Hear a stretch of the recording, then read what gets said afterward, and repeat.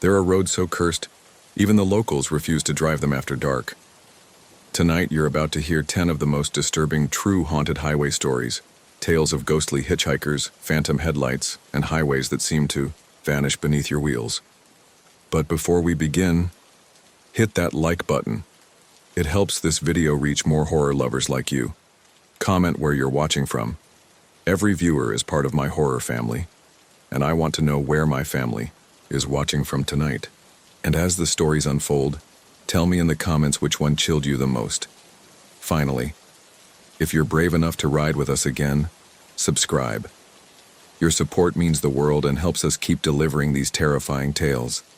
Now buckle up. The roads ahead don't always take you home. I've been driving long haul for over 15 years now, mostly up and down the eastern seaboard.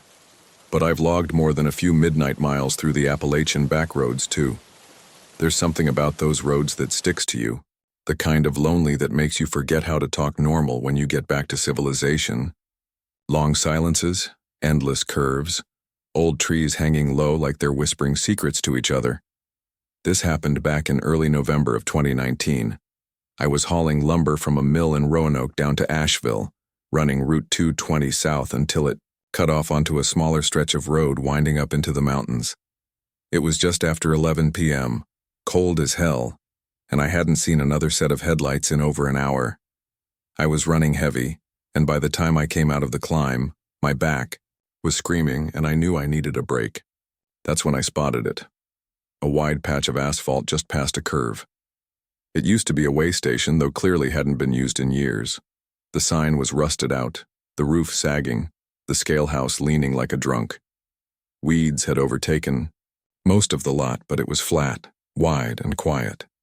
Perfect. I eased the rig in and killed the engine. Just the ticking of the block cooling off and the occasional pop of a twig in the woods.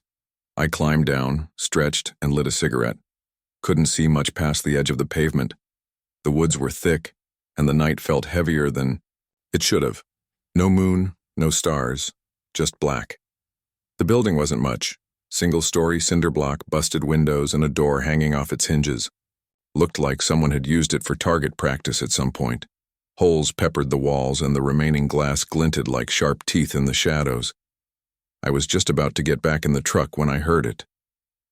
A soft crackle. Like static. Then another, and then a low, steady hiss. I froze. It was coming from inside the scale house. Now look, I've heard all kinds of weird stuff out there. Coyotes, bobcats, even some drunk locals lighting fireworks at 2 a.m. But this was different. This was the unmistakable sound of a CB radio. I knew it like I knew the sound of my own heartbeat. I stepped closer to the door, the cold air biting at my neck. The static was louder now, and underneath it, breathing. Not voices, not chatter. Just slow, steady breathing. Like someone had leaned right up to the mic and forgotten they were being listened to. I peered inside. The room was dark, lit only by a soft red glow coming from what looked like an old base radio set sitting on a desk in the back. Dust covered everything. The walls were plastered with faded Doty posters and yellowing maps. But the radio, it looked clean. Too clean. I didn't step in. I just leaned forward, hand on the doorframe. That's when the breathing stopped. For a second, it was dead quiet. I didn't even realize I was holding my breath. Then from the radio, a single sound. Click, like someone keying the mic, followed by a whisper. Not words, just movement. Like lips brushing a mic. Like someone was right there, breathing out, for me to hear it. Slow, deliberate. I backed away. Fast. My boot scraped against the concrete and the sound echoed too loud, bouncing off the inside of the little building like a gunshot. I turned, heading back to the truck, heart kicking in my chest. And then the radio spoke. It wasn't words, not at first, just a low, gurgling cough. Wet and sharp, like someone drowning while they exhaled. Then came the words. Croaky. Strained. Don't leave. I stopped. Every part of me said, keep walking, drive, go. But I turned. The red glow inside the building pulsed, brighter now. And in the faint light, I saw it, a figure, barely visible, just a shape, hunched with long arms resting on the desk, its head tilted toward the radio mic like it was waiting for a reply. I bolted, slammed the door to my cab, fired up the engine, and hauled that 18-wheeler out of there like the devil. Himself was hitching a ride on my trailer. Tires screamed against the cold pavement as I pulled onto the road.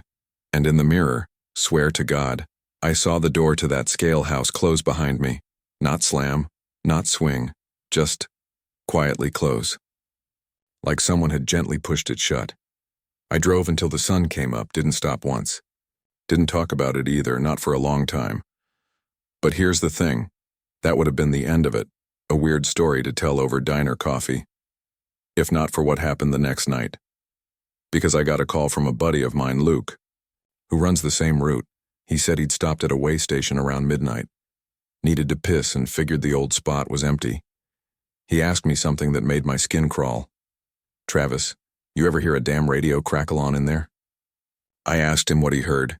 He went quiet for a second, then said, breathing, long, heavy, like it was waiting for me. And then, even quieter, it said your name, man. I didn't sleep that night. I haven't stopped thinking about it since. Because, last I heard, Luke never made it to Asheville, and they found his rig still idling, parked neatly in that same damn lot. But the cab was empty. The only thing inside was his CB radio, turned on, channel open, and all it played was the sound of breathing. I didn't go back on that road for a long time. After what happened to Luke, hell, after what I heard, I rerouted every damn run, even if it meant tacking on hours, or blowing through extra fuel. Didn't care. The company grumbled, but I made up some lie about a busted bridge and moved on. But the thing about the road is, it's patient, and it doesn't forget. 2 months passed. Winter dug in deep. Snow in the valleys, black ice on the ridges. I was running lean freight by January, post-holiday slowdown, mostly eastbound. Then dispatch hit me with a late load going to Knoxville. Tight schedule, rough weather, no backup. I knew what route they'd booked, I argued. Begged even, didn't matter. Only highway clear enough for the trip was Route 220 through the mountains, straight past the abandoned way station. I sat in the cab that night with the engine idling, staring at my phone. Thought about quitting. Thought about faking a breakdown. But I kept seeing Luke's face, the way he laughed when he told stories, his thick Carolina drawl when he asked, "You ever hear a damn radio crackle in there?" I buckled in and drove. By the time I hit that stretch, the sun was gone and the world had turned to shadows. Frost spidered across the edges of the windshield. Headlights barely touched the road ahead. Then I saw it, the pull-off, the old lot, empty, but the scale house wasn't. The red glow was back, same dim flicker, pulsing like a heartbeat through the busted windows. A faint silhouette moved behind the glass in just enough to twist my gut, but not enough to make out. I slowed down.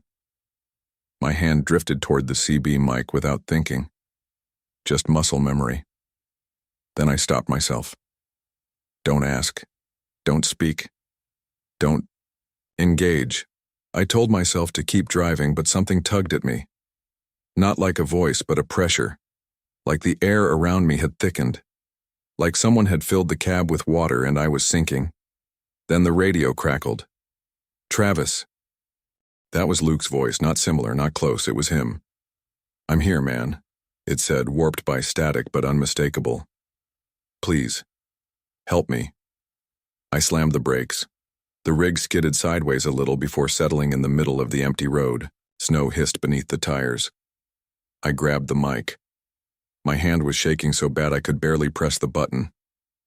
"Luke," I said. "Where are you?" Silence. Then, "Inside. I can't get out." The line went dead. I should have driven away. I knew, better. But I put the truck in reverse and backed into the lot. The glow inside the building was stronger now, like the radio was bleeding red light. Shadows moved behind the glass. Slow, jerky, like something trying to remember how limbs work. I grabbed my flashlight and stepped out. The air was wrong.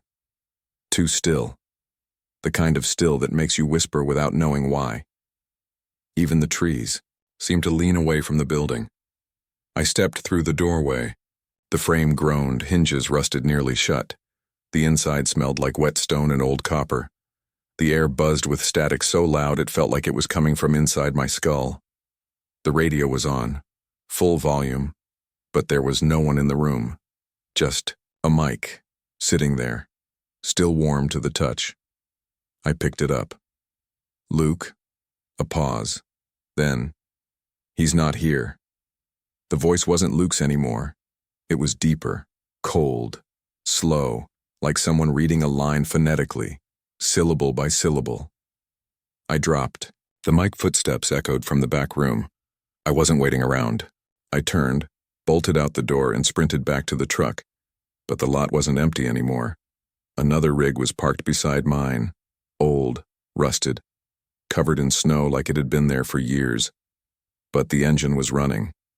The cab lights flicked on, and in the driver's seat, I swear to God, it was Luke, staring straight ahead, not blinking, not breathing, just sitting there pale as ash, eyes wide and hollow like he'd seen something on the other side of sanity and never looked away.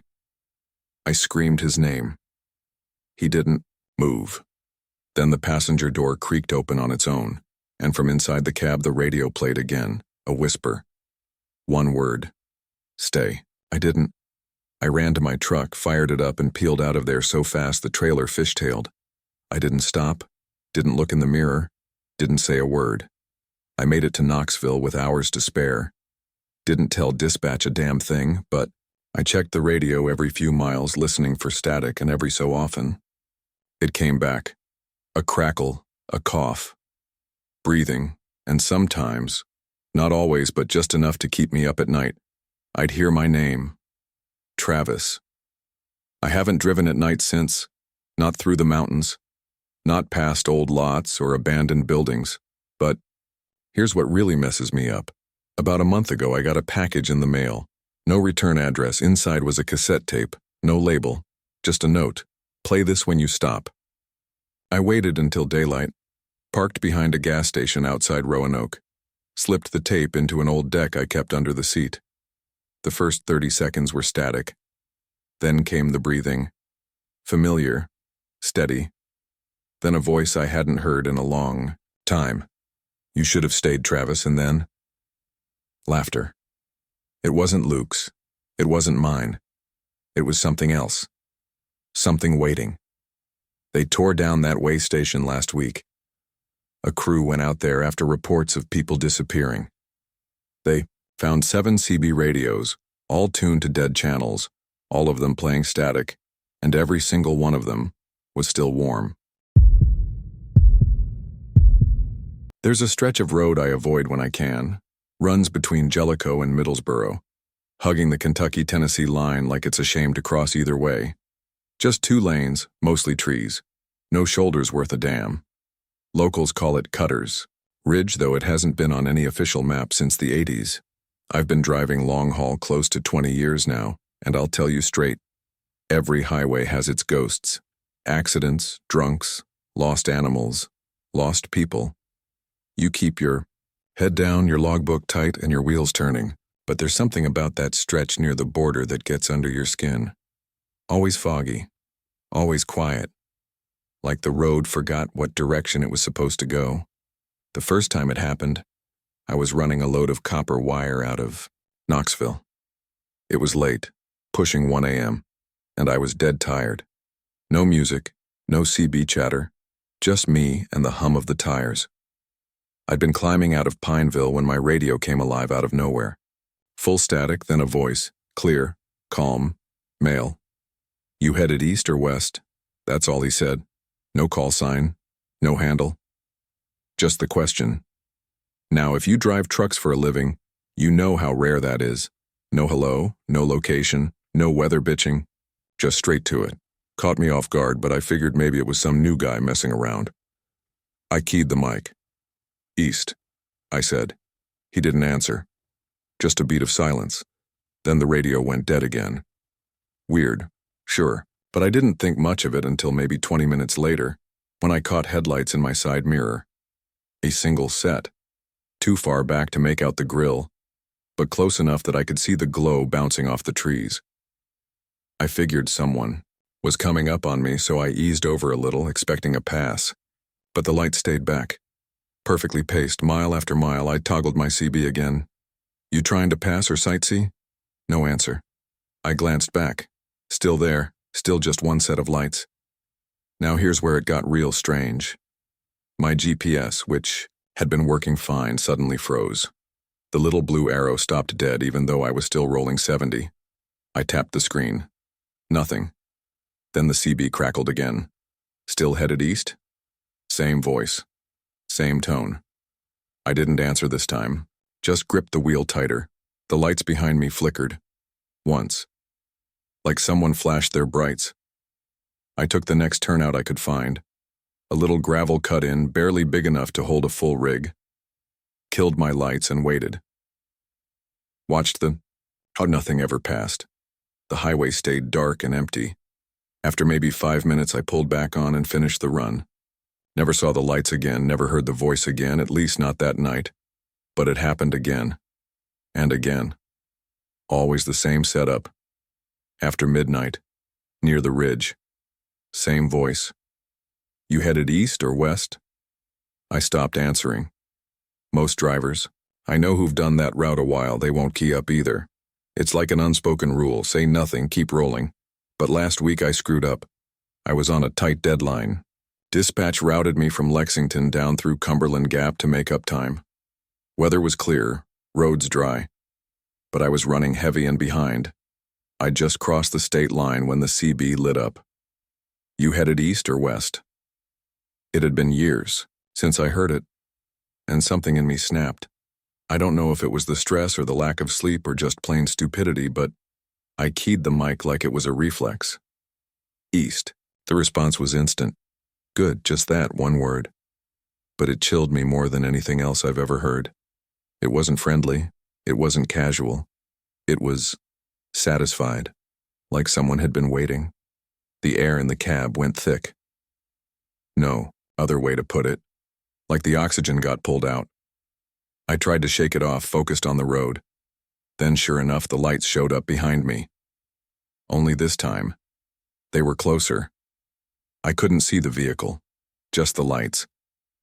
But they weren't bouncing like a normal truck or car would on that stretch. They were steady, unmoving, like someone had mounted them to a dolly and just pushed it forward perfectly. I tapped my brakes. The lights didn't react. I hit the CB again. You tailing me, buddy? You're too close. No response. I slowed, down to 40. Lights slowed with me. I sped up to 75. They matched me perfectly, like they were tethered to my bumper. That's when I tried the emergency channel, flipped it to channel 9, started calling for anyone in range. Dead air. Even the static was gone. Just silence. Like I was the only one left on the frequency, or the road. Up ahead, I saw an old diner I used to stop at back in the day. Mason's, right, off Route 74. Closed down years ago. Parking lot cracked with weeds, sign barely legible. But I knew the turnout was wide and flat. I cut hard into it and threw the truck into park, jumped out, ran around back, and crouched behind the trailer. Waited. No engine sounds, no gravel crunching. Just silence. I peeked out. The road was empty. Not just of cars, of light. My taillights were off, headlights off, trailer markers off. Everything dead. The truck, which had been running fine 2 seconds ago, was dark. And then the voice came again, not from the CB, from the trees behind the diner. You headed east or west? This time it wasn't through a speaker. It was real. Spoken. Quiet. I stood slowly, turned toward the sound. The woods were pitch black, cold wind moving through the branches. But I saw something. A shape, human height but off, too thin, shoulders crooked, just standing there between two trees like it had grown up out of the ground. "You answered wrong," it said. I bolted, jumped back into the cab, flipped the ignition. Nothing. Tried again. Nothing. Tears. In my eyes, hands shaking, I slammed the wheel. The radio popped, not with static, but with laughing. Low, soft chuckles like someone right behind me was enjoying the show. Then the headlights behind me flared on again. Bright. Too bright. They lit up the interior of my cab like a floodlight. I turned to look and saw nothing but light. Blinding. White. Burning. And in the center of it, a silhouette. Same crooked shoulders, same height. Only now it was walking toward me. Slow. One step at a time. I threw my door open and ran into the woods, into the dark. Thorns tore at my arms. Rocks twisted my ankles. But I didn't stop. I ran until my lungs were sandpaper and my legs were jelly. Eventually, I found an old fire road, walked it till dawn, hitchhiked to the next town, called in sick. I haven't been behind the wheel since. But that's not the end. 3 nights ago, my CB, still mounted in my rig, now parked in the back of my cousin's shop, crackled to life. No one was near it, no keys in the ignition, but the speaker lit up, and a voice came through. "You headed east or west?" And this time, it wasn't asking me, it was asking you. I thought I could walk away from it. After that night, after running through those woods like a scared dog, I swore I was done with the road for good. I parked my rig at my cousin Dean's garage outside of Harlan, cut the battery, yanked the fuse for the CB, and threw the mic in a drawer.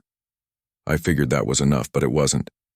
The thing is, even parked, even unplugged, the damn radio kept talking. Dean called me a couple days after I left the truck, said, "Man, I don't know what you got wired in there, but your CB keeps clicking on. I thought maybe it was picking up a tower or something, but it's the same thing every time. Some guy asking if I'm headed east or west." Dean doesn't scare easy. Used to be a cop before his back gave out, but I could hear it in his voice. Whatever was coming through the radio was wrong. He asked me if it was a joke. I told him to stay the hell away from the truck. He didn't listen. Next morning, I woke up to a voicemail, static at first, then breathing, then, "You should have told him not to answer." I drove straight out to the shop. Truck was still there, hood up, untouched, but Dean's phone was sitting in the front seat. Still recording, still warm. He was gone. No sign of struggle, no tire marks, no blood, just gone, like he'd been picked up by the wind and blown into nothing. I told the sheriff everything I could without sounding crazy. He made some notes, said he'd check the security camera, but I already knew what it would show. Nothing. Because this thing, whatever it is, doesn't work like anything else I've known. It doesn't just follow you, it waits. And when you finally think you've outrun it, that's when it finds a new way to speak. A few nights after Dean vanished, I started hearing the voice again. Not on the CB this time. Through my bedroom wall. Middle of the night. Whispering through the drywall like someone standing on the other side, mouth to the sheetrock. Same voice. "You headed east or west?" Every single night. I moved out of that house, stayed in motels, slept in diners, tried to outdrive it, outrun it, outweight it. Didn't matter. The voice always found me. The weirdest part? It only ever spoke after midnight. Never before, not even 11:59. As if the second that clock ticked over, it had permission again. I tried ignoring it, tried covering my ears. But one night, just to test something, I answered. "West," I said aloud. Silence for a few seconds. Then a long, sharp hiss came from under the bed, like a snake, or a man crawling through gravel. I didn't sleep the rest of the night. Eventually, I drove back out to the ridge. I don't even know why. Maybe I thought I could end it. Maybe I thought I could figure out what it wanted. Or maybe I just got tired of being afraid all the time. It was 2 a.m. when I parked at the diner again. Mason's. Still closed. Still dead. Same broken sign. This time, I brought a portable CB with a fresh battery and a digital recorder clipped to the dash. I keyed the mic. "I'm back," I said. You got something to say? I'm listening. No answer. I waited. Fog rolled in heavy across the lot, then through the static. You already chose, Daniel. I froze. It had never used my name before. The voice was closer now. Not through the CB, not through a speaker. Behind me. I turned slowly. Nothing. Just the empty lot and the edge of the woods. But I could feel it, like something standing just past the edge of what I could see, shifting in the fog. The pressure in the air thickened. I felt my eardrums pop like I'd climbed altitude. Then, out of the trees, came headlights. No vehicle. Just the lights. Floating forward like twin eyes. I backed toward the truck, and then a second set appeared. Then a third. Dozens, all around me, every direction. Lights rising out of the fog. Silent. A chorus of radios clicked on all at once, and in perfect unison every one of them said, "You headed east or west?" I ran. Didn't even look back. I don't remember driving home. I don't remember sleeping. I just remember waking up the next morning and knowing I had crossed some line. Now wherever I go I see the lights, sometimes in mirrors, sometimes on the walls of buildings, reflected in windows that shouldn't reflect anything at all. But here's the kicker. Last night, a kid I used to mentor in the business, young guy named TJ, called me. He said he'd picked up a new overnight route. Said it cuts through a weird 2-lane road near the Kentucky border. I begged him not to take it. He laughed and said, "Relax, man. I've got GPS and Spotify. I don't even use a CB." But then, he said something that made my blood go cold. He said, "You know what's weird, though? Last night, about halfway through the run, I felt like someone was talking to me." I asked him what he meant.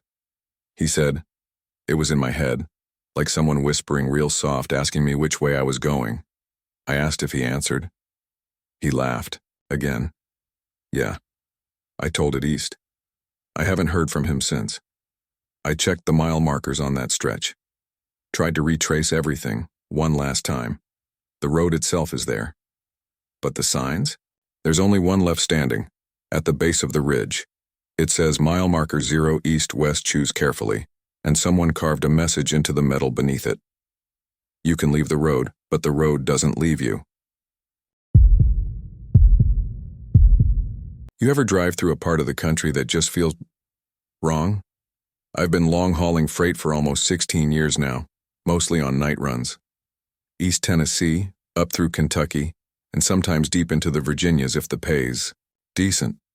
I'm used to solitude, used to the dark, the hiss of tires on blacktop, coffee gone cold, and the hum of AM radio stations whispering static in the middle of nowhere. But there's one patch of road I'll never drive again. It was October. I remember that clearly because the air had just turned. Not cold yet, but that crisp bite was starting to show up in the mornings. I'd picked up a load of palletized roofing from Knoxville headed up to a site outside of Charleston. Standard overnight drop, nothing out of the ordinary. I took Highway 25E like I always do, cutting through the Cumberland Gap, then linking, up to 119. It's mostly forest through there, steep ridges on either side, and no streetlights to speak of. Just you, your rig, and whatever's out there watching from the trees. I wasn't spooked at first. Like I said, I've done that stretch plenty. But about 30 miles south of Pineville, something shifted. It wasn't sudden, just gradual. The radio signal started warbling, like it was underwater. My high beams didn't seem to reach as far, even though I hadn't touched the dimmer. And the trees felt like they were leaning in closer than usual, almost like the forest was listening. That's when I hit the dark stretch. I don't know what else to call it. 1 second, I'm cruising fine, sipping cold gas station coffee, George Jones low on the stereo. The next, it's like someone turned the world off. My brights were on, but they didn't do a damn thing. I mean nothing. I could barely see the hood of the truck. The white line on the shoulder vanished. The yellow divider melted into the black. I've driven in fog. I've driven through rain so heavy you have to pull over. This wasn't like that. This was darkness. Thick, oily, solid. I let off the gas and eased onto the brakes, not wanting to overreact, but it was too late.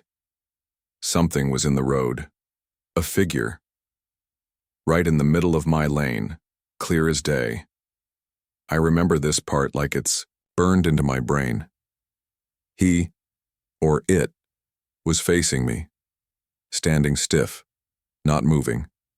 No reaction to my headlights bearing down. Just a silhouette. Male, maybe. Tall. Not wearing anything reflective. No flashlight. Just standing there like they'd been waiting for me to show up. I slammed the brakes so hard I felt the freight shift behind me. Tires screeched. My seatbelt caught across my chest, and then I went right through him. Not past him. Through. No impact. No resistance, just empty road. I jolted back in my seat and grabbed the wheel tight, heart racing like I just missed a head-on collision. My truck came to a crawl. I threw on the flashers and coasted to a stop on the shoulder, or at least where I hoped the shoulder was. For a few seconds, I just sat there in stunned silence, listening to my own breath. Then I stepped out of the cab, flashlight in hand, boots crunching on gravel that I could barely see. The air smelled different, not like diesel or wet trees, something sour, metallic, like pennies in your mouth. "Hello?" I called out. The beam from my flashlight didn't penetrate more than a few feet. "Hey, you okay?" No answer. Just stillness, and a heavy, pressing silence that didn't belong out there. I thought maybe I'd imagined it. Maybe it was a trick of the light. Maybe I'd hit that point of exhaustion where your brain starts pulling shapes out of shadows. But I knew what I saw. The outline, the stillness, the presence. I walked back up to the road, shined the light across both lanes. Nothing. I even checked under the truck, like maybe I'd actually hit something and just didn't feel it, though that made no sense at all. Still nothing. That's when I noticed the sound, or the lack of it. No crickets. No wind, no distant rustle of a raccoon in the brush. Just me, and the dark, and the growing sense that I wasn't alone. I turned to get back, in the cab, and that's when I saw the handprint on the passenger side window. It was faint, barely visible in the condensation from the night air, but it was there. 5 fingers stretched wide, pressed from the inside. Inside. I froze. My truck was locked. Had been since I left the depot. I keep it that way. Always. It's habit. There's no way someone got in. I pulled the door open slowly, half expecting someone to lunge at me, empty. But the smell was stronger now, that same metallic tinge like wet iron or blood. I checked the sleeper compartment. Nothing. Even slid my hand under the mattress with a racing heart, like maybe something had crawled in. Still nothing. But the handprint was real. I wiped it off with my flannel sleeve and climbed back in, locking both doors this time. Started the engine, turned the headlights back on, and finally the darkness lifted, like it had never been there. The high beams worked again. The trees looked normal. The shoulder was visible. I was back in the world. I kept driving. Didn't stop again until I reached Charleston. Didn't sleep that morning. Just dropped the load, signed the paperwork, and sat at a diner nursing a mug of coffee I couldn't bring myself to drink. For a while I convinced myself it was fatigue. I even made an appointment with an eye doc in Lexington the following week. He ran the usual tests, said my vision was fine, no retinal damage, no migraines, no hallucinations. I didn't tell him about the handprint, didn't tell anyone until a few weeks later. That's when I heard about Wade. Wade drives for a steel company down in Middlesboro. We've shared more than a few beers over the years, traded stories, swapped road warnings. He called me up in a panic one night, said he hit something on 119 around 1 a.m., said a man just appeared in the middle of the road. No warning. He tried to swerve, but too late. Thought he hit him full on. He got out, searched the area for an hour. No body, no blood, no damage to the grill, no impact marks. Just one thing, a handprint, on the inside of his back window. We didn't laugh about it. We didn't chalk it up to exhaustion, because both of us had seen him, and both of us had the same exact experience. That road, that stretch, it's like a fold in the world, a place where something's not quite lined up, where you're not just driving through forest anymore, you're passing through something else, something that watches, that waits, and maybe follows. It happened one more time. 3 nights ago. I wasn't even hauling, just heading home from my brother's place near London, Kentucky, after helping him replace a busted water heater. I was tired. Took the back way because I didn't want to mess with the I-75 traffic. I hit the same spot around 11:15 p.m. Didn't realize it at first, but then the headlights started to fade. Radio died. Temperature dropped inside the truck, even though the heater was cranked and up ahead meant that same figure, still waiting, but this time, he moved. He didn't just stand there. He started walking toward the truck, slow, methodical, step by step, through the beams of my high beams like they weren't even on. I floored it. Didn't stop. Didn't blink. Didn't breathe. I passed right through him again, just like the first time. But this time the cab went ice cold. The windows fogged from the inside, and my mirrors, all 3, fogged up completely. Then I heard it, breathing, right behind my seat, slow, raspy, like someone with fluid in their lungs. I didn't turn around. I drove 40 miles straight, white-knuckled, until I hit a gas station just outside Logan. Pulled into the lot, jumped out, and searched the truck like a man possessed. Nothing. Again. But when I turned back toward the truck to climb in, there was something sitting on my seat, something that hadn't been there before. An old, crumpled photo, black and white, of a man in a work uniform, standing next to a 1950s delivery truck. On the back, written in faded pencil, "Don't stop when he stands in the road. Don't look at him, don't speak. Just drive." I don't know what's out there. A spirit? A warning? A memory stuck on repeat? But I've got a bad feeling it's not done with me. Because tonight, I walked out to my truck just to check on it. Hadn't driven in a couple days. And there, clear as daylight, was another handprint. This time, on the inside of the windshield, and I haven't even started the engine. It took everything in me not to run back inside when I saw that handprint on the windshield. I just stood there, keys in hand, looking at it. It was fresh, clear, pressed from the inside. 5 long fingers stretched wide like whatever, left it had been watching the front yard from the driver's seat. I hadn't driven the truck in 2 days. I hadn't unlocked it. Hell, I hadn't even touched the door. My first thought was rational, or tried to be. Maybe Wade had come by messing around. Maybe one of the neighbor kids thought it'd be funny. But I lived down a gravel road outside of Corbin, middle of nowhere. Nobody just shows up out here without headlights or dogs barking. And besides, that handprint was too big. Long fingers, thin palm, too wide for any normal man. I stepped closer, slowly, and that same scent hit me again. Faint, but there, metallic and cold, like rusted iron. I unlocked the door and opened it, flashlight in hand. Nothing looked out of place. Seats clean. No tracks on the floor mats, no frost inside, but the air was off, heavy, still, like the inside of an old tomb. I checked the back. Under the seat. Sleeper. Every corner. Empty. But I couldn't shake the feeling that I'd just missed something, like it had slipped out right before I got there.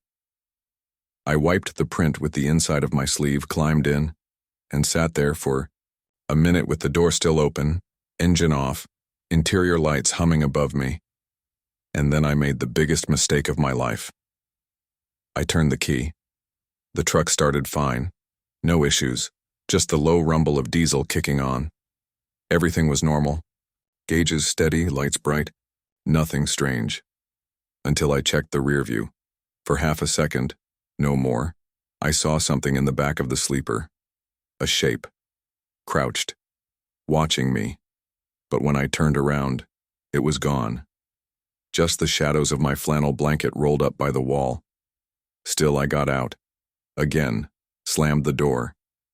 Locked it. Went back inside. I didn't sleep that night. I kept staring out the window at the truck, just waiting for something to move inside. I even left the porch light on, like it would somehow keep it from coming back. At some point near dawn, I must have dozed off in the recliner, woke up to a sound I'll never forget. The horn, one long, slow blast, from my truck. I jolted upright, heart pounding, ran to the door, yanked it open, but the truck was empty, engine off, headlights off, no one in the cab, no footprints in the frost on the gravel. Just silence and the faintest whiff of that rusted iron smell drifting through the trees.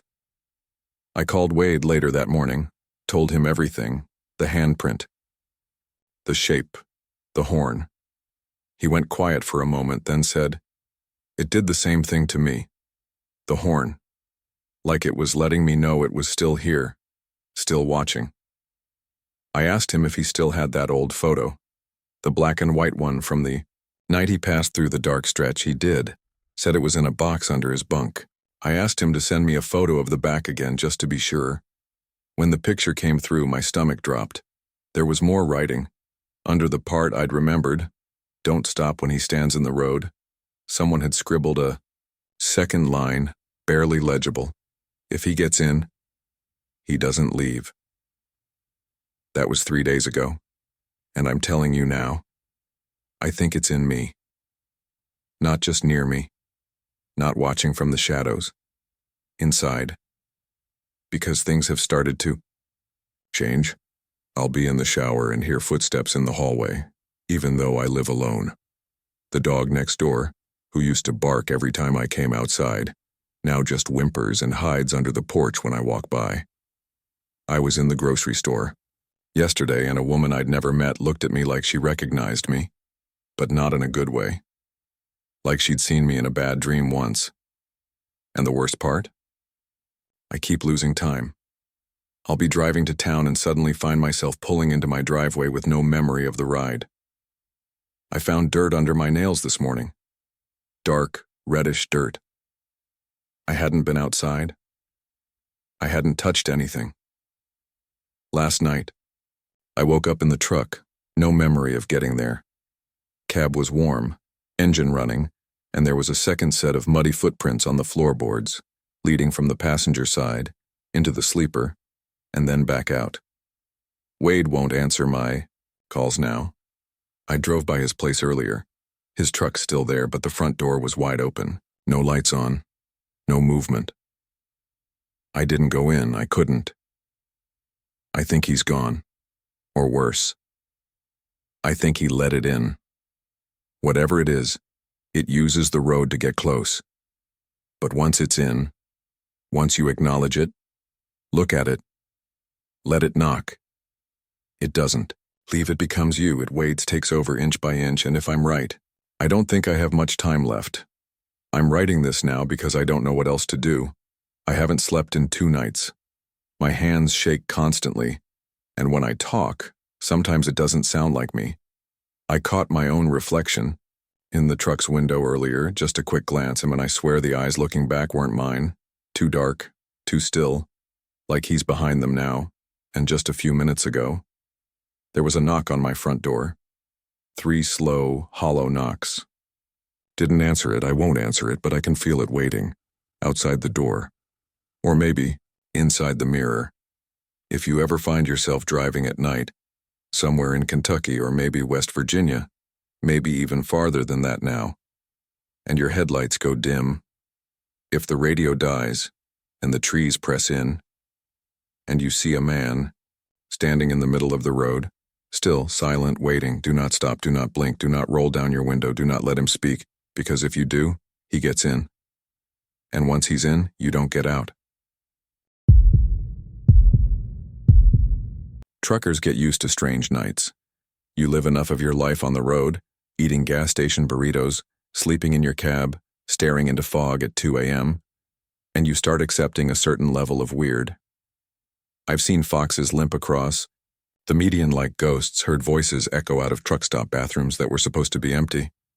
Even watched headlights come up behind me on old country roads only for the car to never pass and never show up again. But nothing ever stuck, with me like that night outside Hazard, Kentucky. It was the end of October, right before Halloween, and I was headed north out of Tennessee, taking a load of HVAC units up to Pikeville. Not a bad route, honestly. Plenty of mountain curves, sure, but the air was cold and clean, and my rig was running smooth. I'd started late that day on paperwork delay, and by the time I hit Hazard, it was already past 1 a.m. Now, if you've ever driven that stretch of Highway 15, you know there ain't much past the gas stations and faded strip malls of Hazard, but old coal roads, steep drop-offs, and pitch-black tree lines. Nothing but dark woods pressing in on both sides of the road like they want to swallow you whole.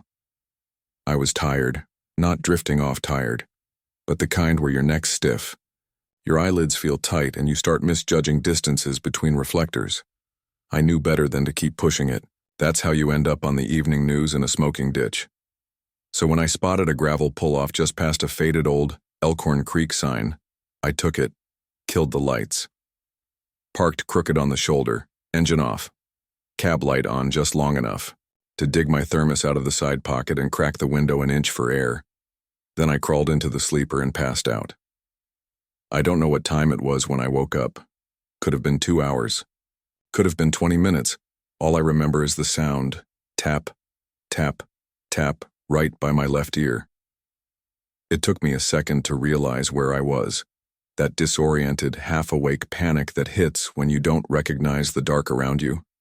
My heart was pounding before I was even fully conscious. Tap, tap. This time harder, more deliberate. I sat up slow, rubbed the sleep out of my eyes, and reached for the flashlight I keep clipped by the bunk. Another tap. Driver's side window. For a second, I figured maybe it was a state trooper doing a welfare check, or maybe another driver needing help. I leaned forward and pulled the curtain back. No one. But the window, it was smeared. Multiple handprints, some big, some small. All muddy, streaked across the glass in half-formed palms, long dragging fingers, like someone had pressed their face and hands all over the side of the cab. I turned the flashlight on and shined it around outside. Empty. No other cars. No sign of headlights on the road. Just that thick Appalachian dark and the trees swaying in, the wind, and then I noticed the smell. It was faint but foul, like wet earth and something rotted, like a damp cellar that hadn't been opened in years. The kind of smell that clings to your throat and settles behind your eyes. I wiped the inside of the window. Clean. The handprints were on the outside. I opened the door and stepped out with my light. My boots hit the gravel hard. I scanned the area. Nothing but my own tire tracks and a few small stones where I'd pulled in. No footprints. No mud. No one hiding behind the trailer. Just me. And that creeping feeling that I was being watched. I didn't sleep again.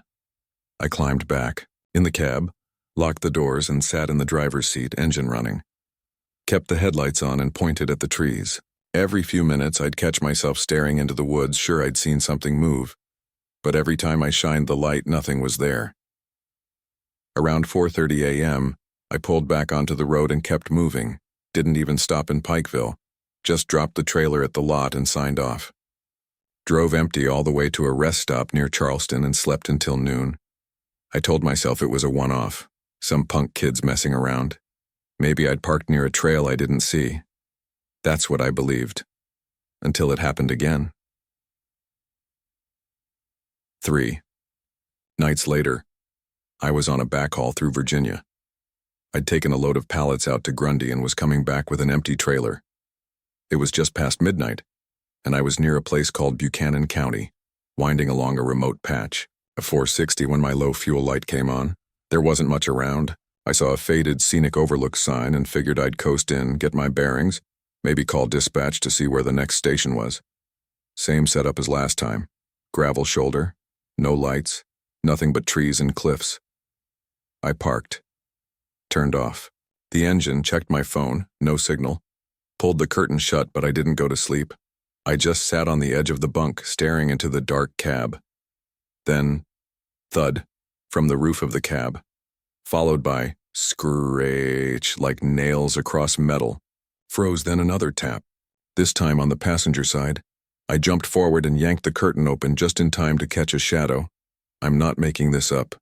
Sliding down the side mirror like a person. But it didn't move like a person.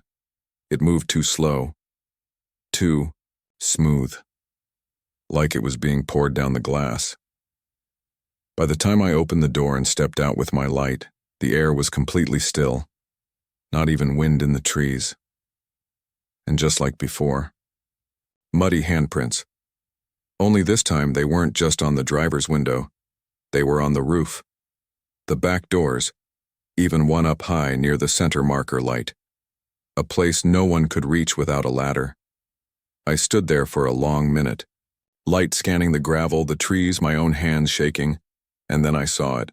At the far edge of the overlook, just where the mist started rolling off the drop, a figure, barely visible. Still, facing the truck, I whispered, "Hello?" before I could stop myself. The figure didn't move. I turned to open the door and get back in the cab, maybe 30 seconds tops, and when I looked back, it was gone. Not walked away, not faded, just gone, like it had sunk back into the trees. When I told a guy at a truck stop in Bluefield the next day, he didn't even act surprised. Just nodded slowly and said, "You been pulling off to sleep near them old mine roads?" I said, "Yeah." He looked around and leaned closer. "Don't do that," he whispered. "Not in these hills. Not in October. Folks say there's things up there that ain't been buried right. Things that still walk." I asked him what kind of things. He shook his head. "Miners mostly. Whole families. Died in floods or collapses. Got left behind when the companies packed up. Some say they don't even know they're dead. Just wake up hungry, looking for warmth." He paused, looking for a cab light. Now, I don't know if I believe all that folklore stuff. I don't know if what I saw was some kind of spirit, or something more human. But here's the thing. I've moved on to different routes now. Stayed closer to the interstates. No more late-night runs through coal country. Yet just last night I parked at a truck stop near Ashland. Full lot, middle of town, bright overhead lights. And when I came back from the bathroom, there was a muddy handprint right in the center of my windshield, with drag marks leading up the hood, like someone had crawled up and just stared in. And when I opened the door, engine still warm, the cab smelled like wet earth, like someone had been inside, waiting. I didn't drive for 2 days after that. I stayed holed up in a cheap motel outside Ashland, blinds drawn, truck parked right under the security camera. I told myself it was just mud from the lot, maybe some kid messing around while I was inside. But no matter how many times I tried to explain it away, I kept coming back to the smell. That deep, wet earth rot, cold as a root cellar. Old. And it hadn't been there when I left the cab. That's what really got me. I didn't tell anyone, not dispatch, not other drivers. Not even Wade, and he's my oldest friend on the circuit, because saying it out loud felt like inviting it in. But I couldn't stay in that motel forever. I had a delivery booked out of Lexington. Appliance load, bound for Wheeling. Clean highway run, all interstate. No woods. No pull-offs. So I got in the truck. Started driving. Tried to pretend nothing happened. It was just before midnight when I hit Charleston. I was making good time. Fuel was steady, trailer quiet. For a while, it even felt normal. That warm cab glow. Engine humming under my boots, road sliding past in clean, dark lines. But right around mile marker 112, something changed. I started to feel watched, not from the outside, from the back. You ever get that feeling like someone's sitting behind you in a movie theater? Like you know if you turn your head just a little, you'll see them out of the corner of your eye? That. I kept checking my mirrors, flashing the dome, light, glancing over my shoulder. Nothing, but the air felt heavy. The heat was running, but my hands were cold. like something was pulling the warmth out of the cab. I turned the radio up. Country oldies. Didn't help. That's when I heard it again. Tap, drivers. Side window. Tap, tap. I didn't look, I couldn't. But the tapping didn't stop. It grew louder, angrier. Then came the scratching. Long, slow drags of nail or bone across the outside of the cab. I floored it. Didn't care about speed traps. Didn't care about jackknifing. I just needed to be moving. The sound followed, all the way up the side window across the roof like something was climbing over the cab. Then, bang, a loud thud on the roof directly above me. I ducked. The rig swerved, tires kissing the shoulder. I corrected hard, hands shaking on the wheel, and then silence. Total. No tapping, no scratching, no music. Even the road noise felt distant. That's when I made my third mistake. I looked in the mirror. For a split second, just a flicker of movement. I saw something shift in the sleeper behind me. Not a person. Not quite. It was gray, long-limbed, bent wrong, like someone who'd been buried in a tight box and forced themselves out years later. Eyes like wet clay. Face. Expressionless. Hungry. And then, it was gone. I pulled off at the next exit, heart hammering, and parked under the biggest, brightest canopy light I could find. Sat there, engine idling, doors locked, staring at my own reflection in the windshield. Breath fogged the glass, but something didn't add up. There were 2 patches of fog on the window. Mine, and one lower, off to the passenger side. I didn't look. I just turned the key, grabbed my duffel, and got out. Left the truck running, lights on, checked into the nearest roadside inn I could find. Didn't even care how much it cost. I just needed a wall between me and that rig. Next morning when I came back, cab was cold. Lights off, engine dead, battery drained, and sitting in the passenger seat, on top of my thermos, was a small, mud-caked rock, smooth, almost polished. The kind of thing you find at the mouth of a mine. Wrapped around it was a piece of decaying cloth, maybe denim once, but faded and damp. I didn't touch it, just stared. And behind me, the wind picked up, carrying that same scent. Wet dirt, cold rot, something old and hungry. I tried to ditch the truck. I know how that sounds, paranoid, insane. But I'm telling you, I knew it had gotten into the rig. Or maybe it had always been there, just waiting for someone to stop in the wrong place at the wrong time. I drove to the company depot in Columbus and told them the truck was acting up. Engine trouble. Battery issues, possible rodent smell in the vents. They gave me a replacement. I left the old rig on the lot. Didn't even look back. For 2 whole days, I thought I was in the clear. No tapping. No handprints. No dreams about things crouching in dark corners behind my eyes, but then, on a rest stop run off I-71, I opened the door to my new cab, and there, sitting dead center on the driver's seat, that same rock, still wrapped in rotted denim, still slick with mud, and scrawled across the windshield, finger drawn in condensation from the inside, were 3 words: "You let me in." I don't know what it is. I don't know where it came from or what it wants, but I know this. It doesn't stay on the road anymore. It follows, hitches rides, sleeps curled in footwells and dark corners, feeding on silence, cold, and forgotten places. Maybe it was a man once, maybe a miner like that old trucker said. Maybe it died in the dark and never stopped waking up, but I let it in, and now it won't leave. I haven't driven in weeks. I sold the rig, moved back into my mom's old house outside Corbin, quit the road. But every night around 2 a.m., I hear it tap, tap, tap on the window, sometimes the front porch, sometimes the closet door, and sometimes from under the bed. I don't open the curtains. I don't check, because I already know what I'll see. Muddy handprints, and those gray, empty, eyes still hungry, still waiting, and still inside. I've been hauling long-distance routes out of Tennessee for about 11 years now. Mostly solo runs through Appalachia, Old mining towns, backwoods ridges, and winding passes most folks only see in the daylight. But when you're driving freight overnight, the mountains take on a different shape. Things get quieter, heavier. Sometimes the trees press so close you feel like you're the one being watched.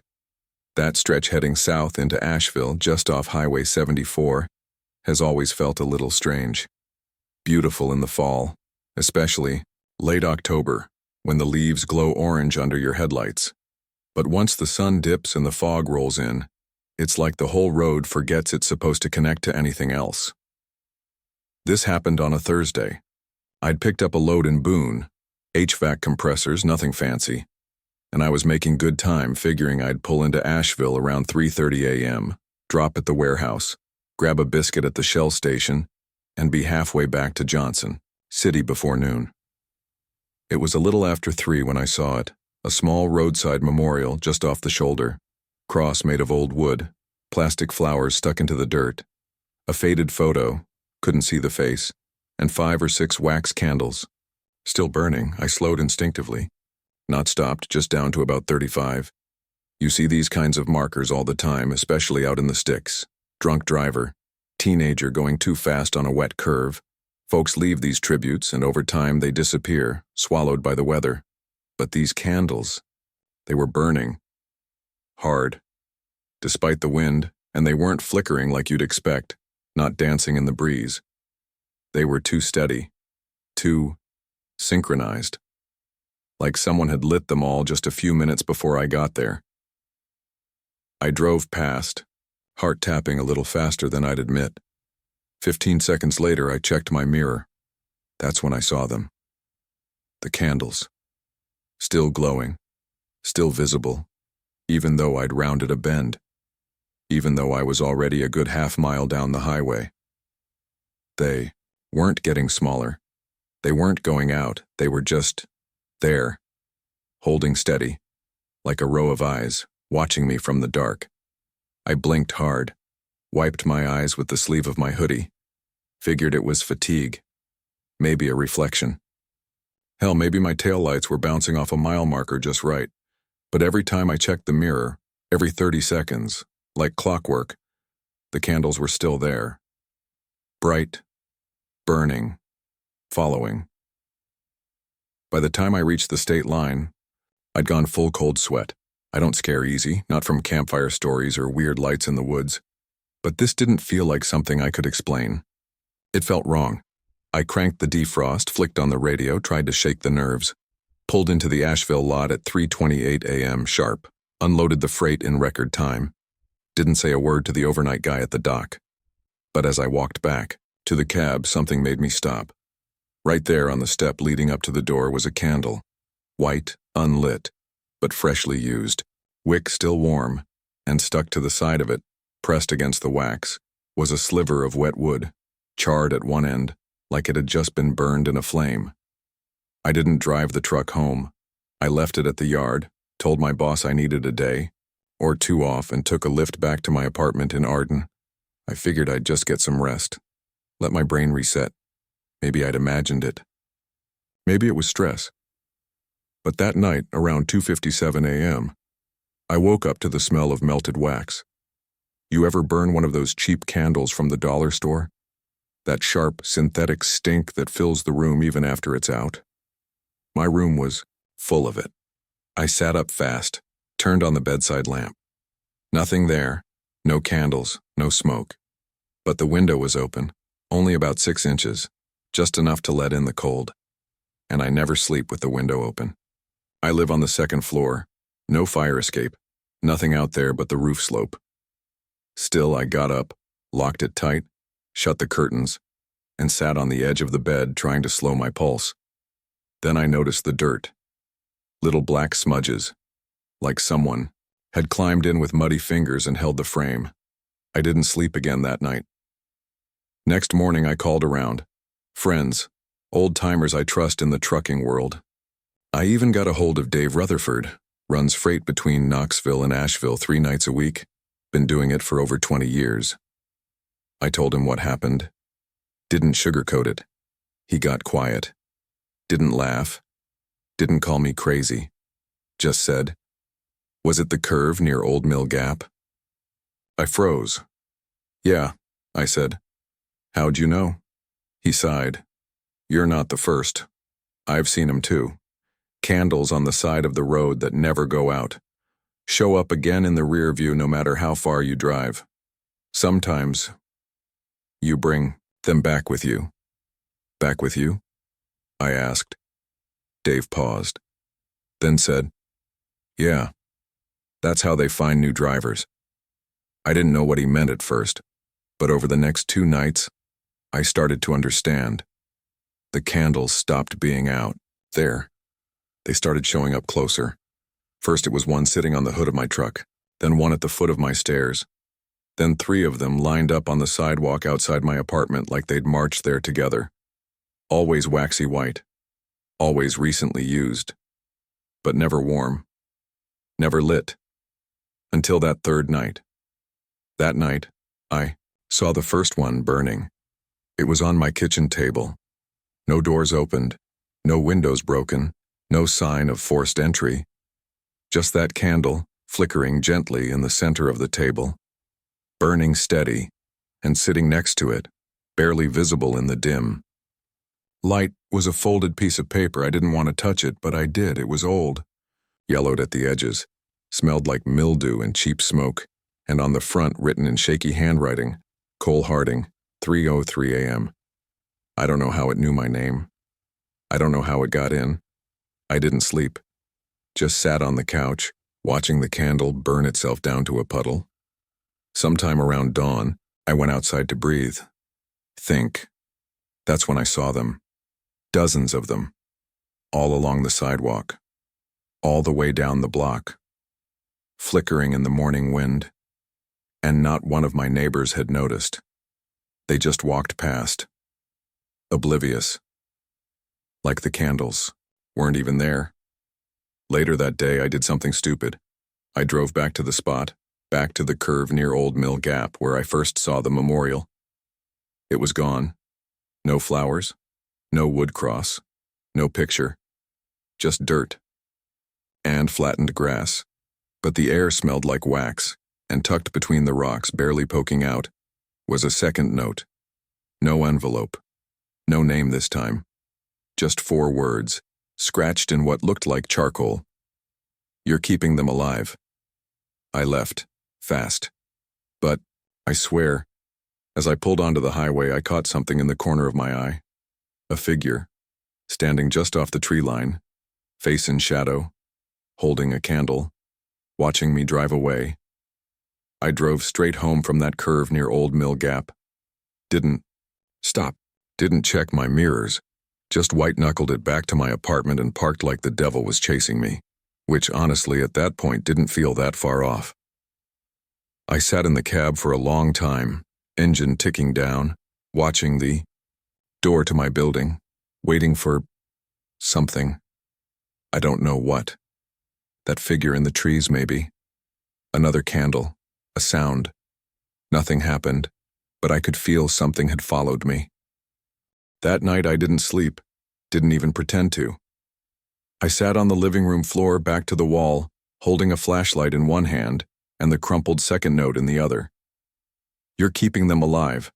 I kept turning those words over, in my head. What the hell did it mean? Who were they? I wanted to believe this was all stress. A break in my mind from too many sleepless nights on the road. But around 3:10 a.m. I heard the front door rattle. Not open, not knock. Just rattle like someone was trying the knob. Quietly. I got up slow. Didn't turn on any lights. Just crept over to the peephole and looked. And my stomach flipped. There was a candle, sitting right on the doormat. Lit burning strong despite no wind in the hall. And behind it, a figure, not pressed to the door, not even looking at it, just standing at the far end of the hallway, maybe 30 feet away, like it had walked me home and was making sure the delivery had arrived. I didn't move, didn't breathe. Eventually, the hallway light flickered once and the figure was gone. The next morning I called Dave Rutherford again, the older trucker who told me I wasn't the first to see those candles. He answered on the second ring. Before I could speak, he said, "You went back to the curve, didn't you?" I didn't answer. He sighed. "They don't like that." "Who are they?" I asked. "People who died on the road," he said flatly. "At that spot. That curve's taken more than just a few locals. Haulers, too. Some of them never got memorials. No services. Their bodies were recovered, sure, but not remembered. So they made their own way to be seen, to be kept alive." "The candles?" I asked. "They only burn for the living," he said. "If you see one burning, it means they've picked you." I sat there in silence, the hair on my arm standing straight up. He continued, "The more you notice them, the stronger they get, the brighter they burn. That's why you gotta ignore them, Cole. No matter what. No notes. No staring back. No going back to the spot." "But they followed me home," I said. Another long pause. "Then you got a real problem." By the next night, the candles weren't just outside. I found one in the bathroom sink, lit. Another on my kitchen counter. Another on the passenger seat of my truck, glowing behind closed doors and rolled-up windows. They weren't flickering anymore. They were pulsing, like a heartbeat, like they were trying to communicate. I started feeling lightheaded in my own apartment, kept smelling wax and scorched air, couldn't drink coffee without tasting smoke. I tried throwing one of the candles into the garbage, and it reappeared on my nightstand less than an hour later, wick still burning. I finally broke down and drove out to the library in Asheville, asked the reference clerk for any articles on accidents near Old Mill Gap. She pulled some archives for me, small-town obits mostly. What I found chilled me. 13 accidents in the past 15 years, 11 deaths. Different causes, break, failures, icy roads, even a freak tree fall, but all within a 5-mile stretch of that bend. Then I saw one that stopped me cold. A rig driver. My aged name was Caleb Harding, same last name as mine. No relation I know of. Died in 2004, jackknifed at the curve. Trailer went off the edge. He burned alive before anyone could reach him. The article mentioned a roadside memorial, wooden cross, photo candles. Family said they kept returning to relight them, but one day, they vanished. I drove out again, I know. Stupid. But I had to. This time I went during the day, just before sunset. Parked about 50 feet from where I'd first seen the memorial, the shoulder looked different now, like it had been disturbed. Soil packed down, almost like it had been stomped out, but the air still smelled like wax. I stepped toward the woods, and that's when I saw them. Figures, dozens, lined up among the trees. Hard to make out in the shadows, but definitely there, not moving, not blinking, each one holding a candle, and every single flame was lit. One by one, they started stepping forward. Slow, deliberate. No sound, no voices, just candlelight dancing in the dusk. I backed away, stumbled to the truck, and took off, gravel kicking under my tires. I didn't look back until I was miles away. And even then, in the rear view, I could see them. Not the figures. Just the glow. Dozens of tiny flames stretched out along the highway, flickering steady, following me again.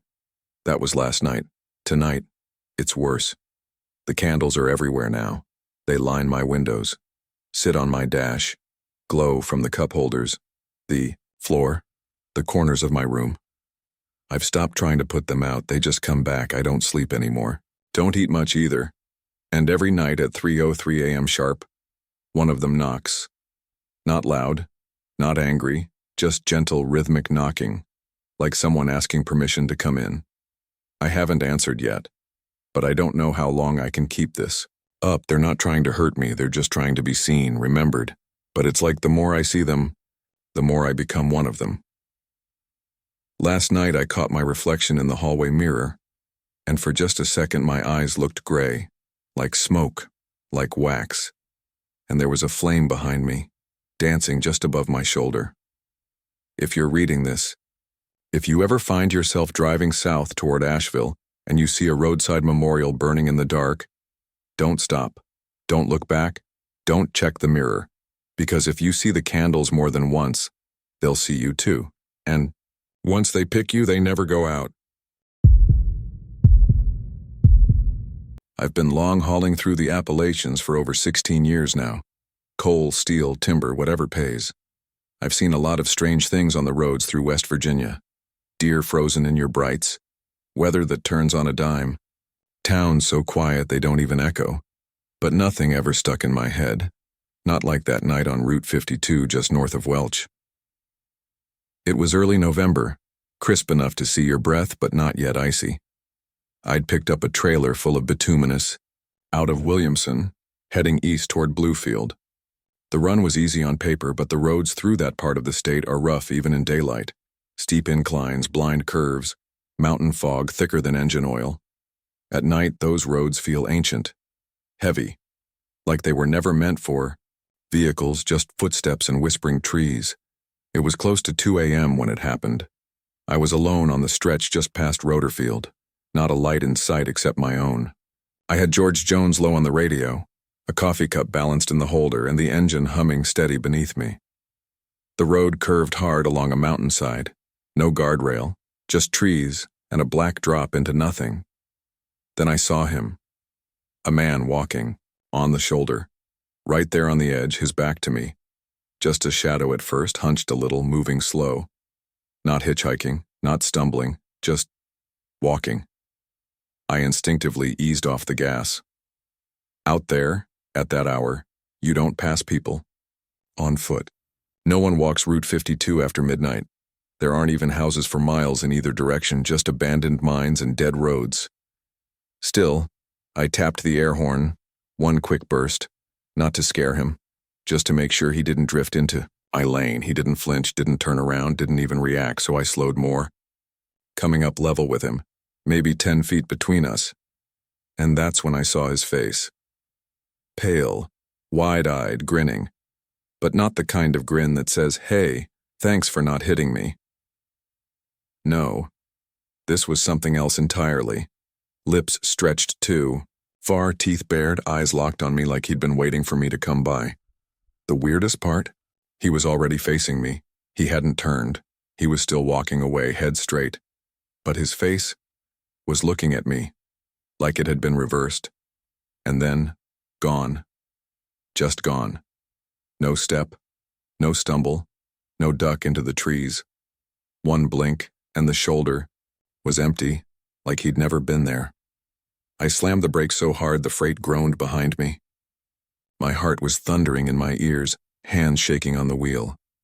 I threw on the flashers, sat in the lane for a second, trying to catch my breath. Part of me wanted to back up, check the shoulder, shine the flashlight around. But I didn't. Because something in my gut, that old animal part of you, screamed not to. I put it in drive and kept moving. Didn't stop again until I hit a gas station in Bluefield around 3:30. I didn't even pump fuel. Just parked in the glow of the overhead lights and sat there, cab door locked, trying to shake the image from my head. That grin, those eyes, not scared, not angry, just knowing, like he saw through me. I didn't tell anybody about it the next day. Figured it was fatigue, too much caffeine and not enough sleep. Maybe a reflection, maybe a trick of fog and nerves. But then it happened again. 3 nights later. Same route. Same time. Only this time I saw him farther ahead. He was already standing in the middle of the road. Not walking, not moving, just standing. Arms at his side, grinning. I hit the brakes, horn blaring, and once again, gone. No motion, just blink and vanish. That's when I started keeping the dash cam rolling full time. The recordings didn't help. Every time I saw him, the footage would flicker. Static. A blur of dark shapes or frames missing entirely. Sometimes the cam would just stop recording for 30 seconds, long enough for the encounter to be over, then kick back on like nothing happened. I brought it to a mechanic, told him I was having power issues. He checked it out and said, "Your rig's fine, but that cam's acting like it's picking up interference." "From what?" I asked. He just shrugged. One night, I mentioned it to a guy named Phil. Old-timer. I sometimes pass at way stations. Drives reefer loads through Logan County. He's been around long enough to have stories. I said, "You ever see anything weird near Rotorfield? Real late?" He gave me a long look. Not a joking one. "You seen the grinner?" My stomach flipped. "I think so." He nodded. "Yeah, I saw him once back in '09, came out of the trees around midnight, walked right past my truck, smiled like he knew I wouldn't do a damn thing about it." "What is it?" I asked. "No one knows," Phil said. "But my uncle used to say there's things in these hills older than the roads. Some walk like men. Some look like us but aren't. They only show up to people traveling alone. People with open windows and tired eyes." He paused. "You didn't open the window, did you?" I didn't answer. Because I had. Just a crack. That first night. When I was coasting along and needed the breeze. Phil nodded slowly like he already knew. They always need a way in. After that, things got worse. I started dreaming about the road, but it wasn't quite right. Too dark, too narrow. My headlights wouldn't work, and I'd see that pale face grinning out from the trees, walking right beside the truck, keeping pace no matter how fast I drove. I'd wake up gasping, convinced he was in the cab with me. One time I reached out in the dark and touched something cold. I jumped up, slammed the sleeper light on. Empty. But on the floor, just barely visible, was a footprint, damp bare too big to be mine. The final straw came 2 weeks ago. I was headed east through McDowell County. Clear weather, full tank, no fog. Everything felt normal. Then I looked in the mirror. He was sitting in the passenger seat, clear as day, facing me, grinning. No sound, no movement. I swerved so hard I almost jackknifed the load. Pulled into the shoulder, jumped out heart slamming. Cab was empty. No sign of entry, no damage, nothing. But the seat was still warm, and something was left behind. A tooth, human, yellowed, sitting on the dash like a gift. That's when I stopped driving nights. Refused any after dark runs. Changed my schedule. Told dispatch it was health reasons. Swapped rigs. Switched routes. But I still see him. Sometimes standing at intersections, watching me through gas station windows, reflected in my side mirrors, just for a split second, always smiling like he's not done with me yet, like he's waiting for me to slip. Crack a window. Close my eyes too long, let him in. It's been 3 weeks since the last time I drove Route 52 at night. 3 weeks since I saw that pale, wide-eyed face sitting beside me in the cab, grinning like it had won. And I swear to you, I haven't been the same since. I changed rigs, swapped out my dash cam, got a daytime route hauling drywall between Beckley and Lexington. Easy stretch, all interstate, no winding roads, no midnight hills. But it didn't matter, because the grinning man isn't just a part of the road. He's a part of me now. It started small. One morning, I found mud on the passenger side floor mat. Not a lot, just a thin track like someone had stepped in with one bare foot. I cleaned it up, thinking maybe I'd tracked it in myself. Then came the fingerprints, inside the windshield. Long streaks, like a hand dragging down from the top corner. Smudges too far across to be mine. But what finally broke me was what I found 2 nights ago. I'd just finished a drop in Winchester and parked the rig in the lot behind my motel. It was early, maybe 9:30, and I figured I'd grab a hot shower and crash for once. I went to grab my duffel from the back seat. That's when I saw it. Another tooth. Same yellowed enamel. Same dull edge. Sitting right on top of my folded hoodie. Like it had been placed there, like whoever left it knew I'd find it. I called Phil. I hadn't spoken to him since the day he warned me about letting him in. He picked up on the first ring. "You still seeing him?" he asked. "No, hello." I told him everything. The footprints, the tooth, the sense that he was still in the truck even when I couldn't see him. Phil got real quiet for a while, then said, "He's riding with you now." "What the hell does that mean?" I snapped. "He picks people. Phil said. Always folks who notice him too, long or look back after they pass.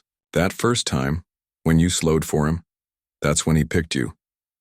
So what do I do? Phil hesitated. Nothing.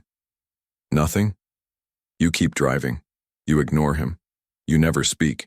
And for God's sake, you never stop when you see him again. But I did see him again, and I did stop. It wasn't intentional. I was on a side road outside of Salyersville, a detour from some lane closures up on 23. Not my usual route. It was just past 10 p.m., fog settling thick across the hollers. I'd taken a wrong turn and ended up on some coal road I didn't recognize. And that's where I saw him, standing dead center in the road. Same grin, same wide eyes, same pale, death-waxed face lit up in my high beams. I hit the brakes hard in my throat. I remembered Phil's warning. Don't stop. Don't acknowledge him. Don't let him in. But I had already stopped. The cab filled with that same oppressive silence, like the whole world was waiting to see what I'd do next. And then, he started walking. Slow, steady steps toward the driver's side. I locked the doors. He kept coming. Not fast. Not aggressive. Just certain. He reached the window and leaned in close. I stared straight ahead, gripping the wheel so hard my knuckles popped. Then he knocked. 3 slow, deliberate taps. Tap. Tap. Tap. I didn't move. I didn't breathe. I just stared into the fog, praying he'd go away. But then, he said my name. Randy. Clear as day, like gravel in the throat. And in that moment, my body acted on its own. I turned my head. Just a little. Just enough to see him in my periphery. Wrong. That's the only word I can use for it. His face didn't move like flesh. It twitched, like static on a broken screen. His eyes were too dark, teeth too straight, mouth too wide. And that grin, like it had no end. I woke up hours later, parked on the side of the highway, no memory of getting there. Cab lights on. Battery drained. Hands still locked around the wheel, and written in the fog of the windshield from the inside backwards were 4 words. Thanks for the ride. I haven't driven since, haven't left the house. I keep the blinds drawn and every door locked. But at night, just past 2, I hear footsteps in the hallway. Slow, dragging steps. Like someone pacing back and forth waiting for me to come out. I can't. I've checked the house a dozen times, nothing there. But every morning, I find something left behind. A piece of coal on the coffee table. Wet gravel on the bathroom mat. A streak of grime across the inside of the front door, and every time, the smell of cold road. I'm not sure what he is. A ghost, a curse. Something born in the bones of the mountain, but once you see him, he sees you, and once he rides with you, you don't get to drive alone ever again. So if you're ever rolling down Route 52 in the dead of night and you see a man walking the shoulder, pale and smiling and still, don't slow down, don't look at him, and whatever you do, don't let him in. I've been hauling up and down the Appalachian corridor for over 20 years now, long enough to know which roads breathe quiet, which ones bite back, and which ones you don't park on after dark. But there's a stretch near Mountain Gap, off Highway 74 in western North Carolina, that still makes my hair stand on end. It's not even a dangerous pass by normal standards. 2-lane blacktop, some winding turns, but nothing too steep. Just old forest pressing in close. Guardrails rusted to nothing and maybe 1 turnout in 10 miles. The kind of place where radio dies and you get that deep gut-feeling silence. If you know, you know. This all started back in early November, just before the cold settled in for real. I'd picked up a load of pressure-treated lumber out of Murphy and was cutting east toward Asheville. Fog had rolled in heavy around dusk, and by the time I reached that mountain stretch, I could barely see 20 feet past my brights. To keep myself sharp, I flicked on the radio. Now usually you'll pick up country stations, trucker talk, or even gospel channels out in these hills. But this stretch? Dead. like the road was swallowing every frequency. That night was no different, just hissing static. But still, I let it roll. The noise helped me stay alert. 10 minutes in, I started to doze. Not full-on nodding off, but my eyelids felt like they had bricks tied to them. The fog wasn't letting up. If anything, it was thickening, curling like smoke over the hood. Then the static changed. It wasn't like it suddenly became clear. It shifted, like someone twisting the dial on an old CB, quick chirps and pops. Then buried deep in the fuzz, I heard it. A voice. Not just any voice. A woman's voice. At first it sounded far away. Just a whisper. I leaned closer to the dash, turned the volume up without thinking. It was faint but rhythmic, like someone mumbling into a busted microphone, and then, clear as day, she said my name. Carl. I froze. I didn't imagine it. I know my name. I know how it sounds when it's said by someone who knows. You too. I yanked the knob to turn the radio off. The silence hit hard, like a vacuum. Just tires on asphalt, the hum of the engine, and my heart banging in my ears. But the whisper didn't stop. It kept going. Carl. Carl. Slow down. My skin went cold. The radio was off, and still I heard her.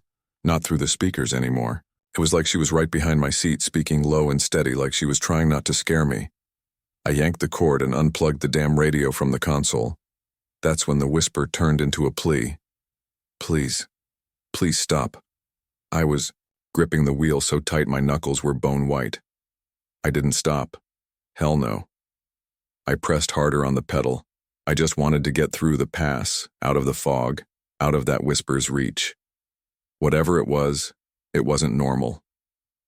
I'm not some jumpy rookie, but this felt wrong in my bones. And then I saw her.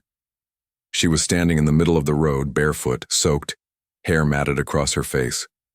White dress, thin as paper, hanging off her like wet tissue. Pale, legs, bruised knees, just standing there like she'd always been there. I slammed the brakes, everything inside the cab lunged forward. The load of lumber groaned behind me. My whole rig shuddered to a stop, tires squealing on the slick pavement. I looked up, ready to jump out, maybe check on her, and she was gone. No thump, no scream, nothing. Gone. I sat there in the middle of the road, cab idling, fog coiling, around the truck like it was alive. I even climbed down, flashlight in hand, walked up and down that stretch looking for any sign. A footstep, a dropped shoe, a torn piece of fabric. Nothing. Only sound was the drip of water off the guardrail, and the distant creak of trees shifting in the cold wind. I climbed back into the cab, locked both doors, and told myself to keep moving. But when I checked the mirror, the side one angled toward the sleeper, I saw a smear, like someone had dragged wet fingers across the inside glass. 3 lines. Just 3, like a child pressing their hand and pulling down. My heart was hammering.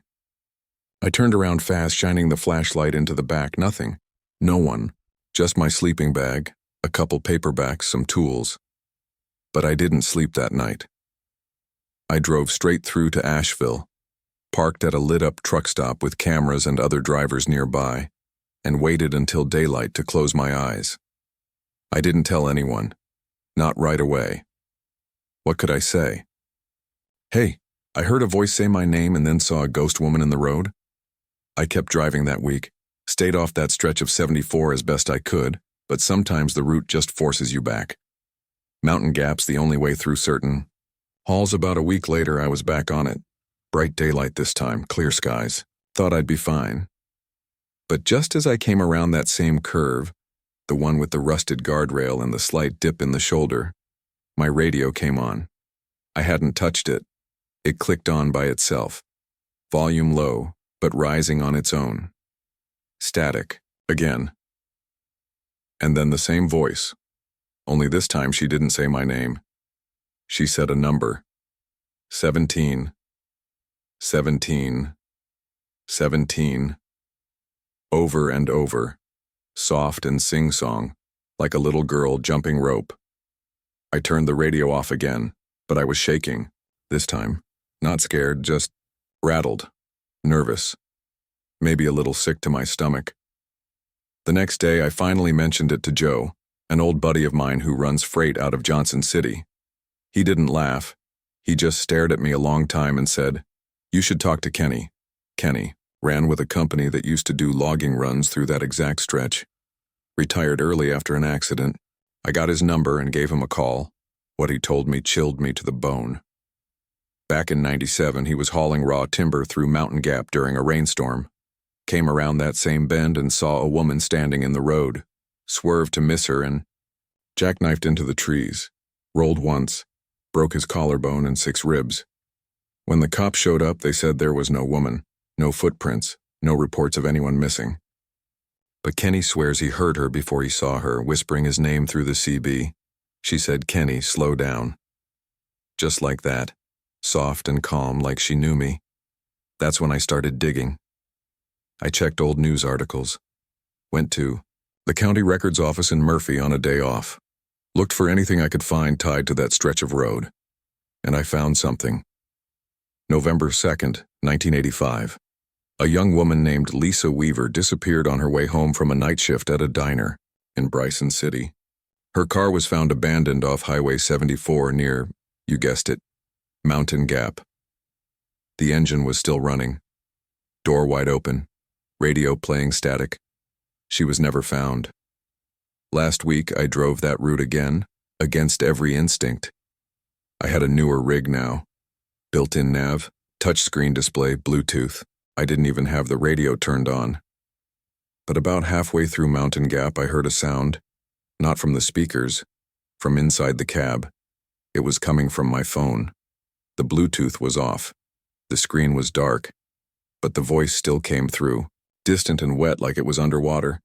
And she said something different this time, not my name, not a number, just one word, over and over. Behind.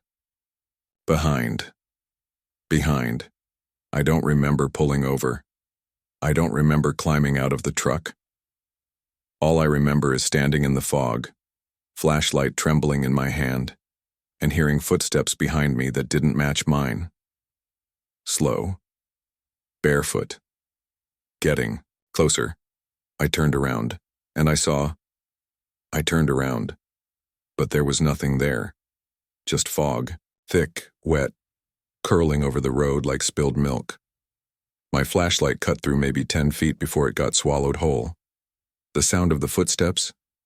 Gone. Like they'd never been there. Like maybe they were never real to begin with. But I knew what I heard. I stood there for a few more seconds, heart pounding, listening so hard it hurt. Nothing. Just the soft whir of the engine and the occasional pop from the cooling metal under the hood. I was still gripping the flashlight so tight my hand had gone numb. Then I looked back at the truck, and every hair on my neck stood up. The cab light was on. I never left it on. Habit. Years of driving taught me to conserve battery, especially when you're idling off-road. But it was glowing now, pale orange through the fog, and through the window I saw something. Movement. Just a flicker, like someone had ducked behind the driver's seat. I should have run. I wanted to run. But instead, I walked back toward the truck. Slow, like I was in a dream. Every step felt heavier than the last. The fog was clinging to my skin now, damp and icy. My breath was short, shaky. I rounded the front of the truck, looked up at the cab window again, and it was dark. The light had turned off. The door was still closed, locked. I reached up, opened it quick and swung the flashlight inside.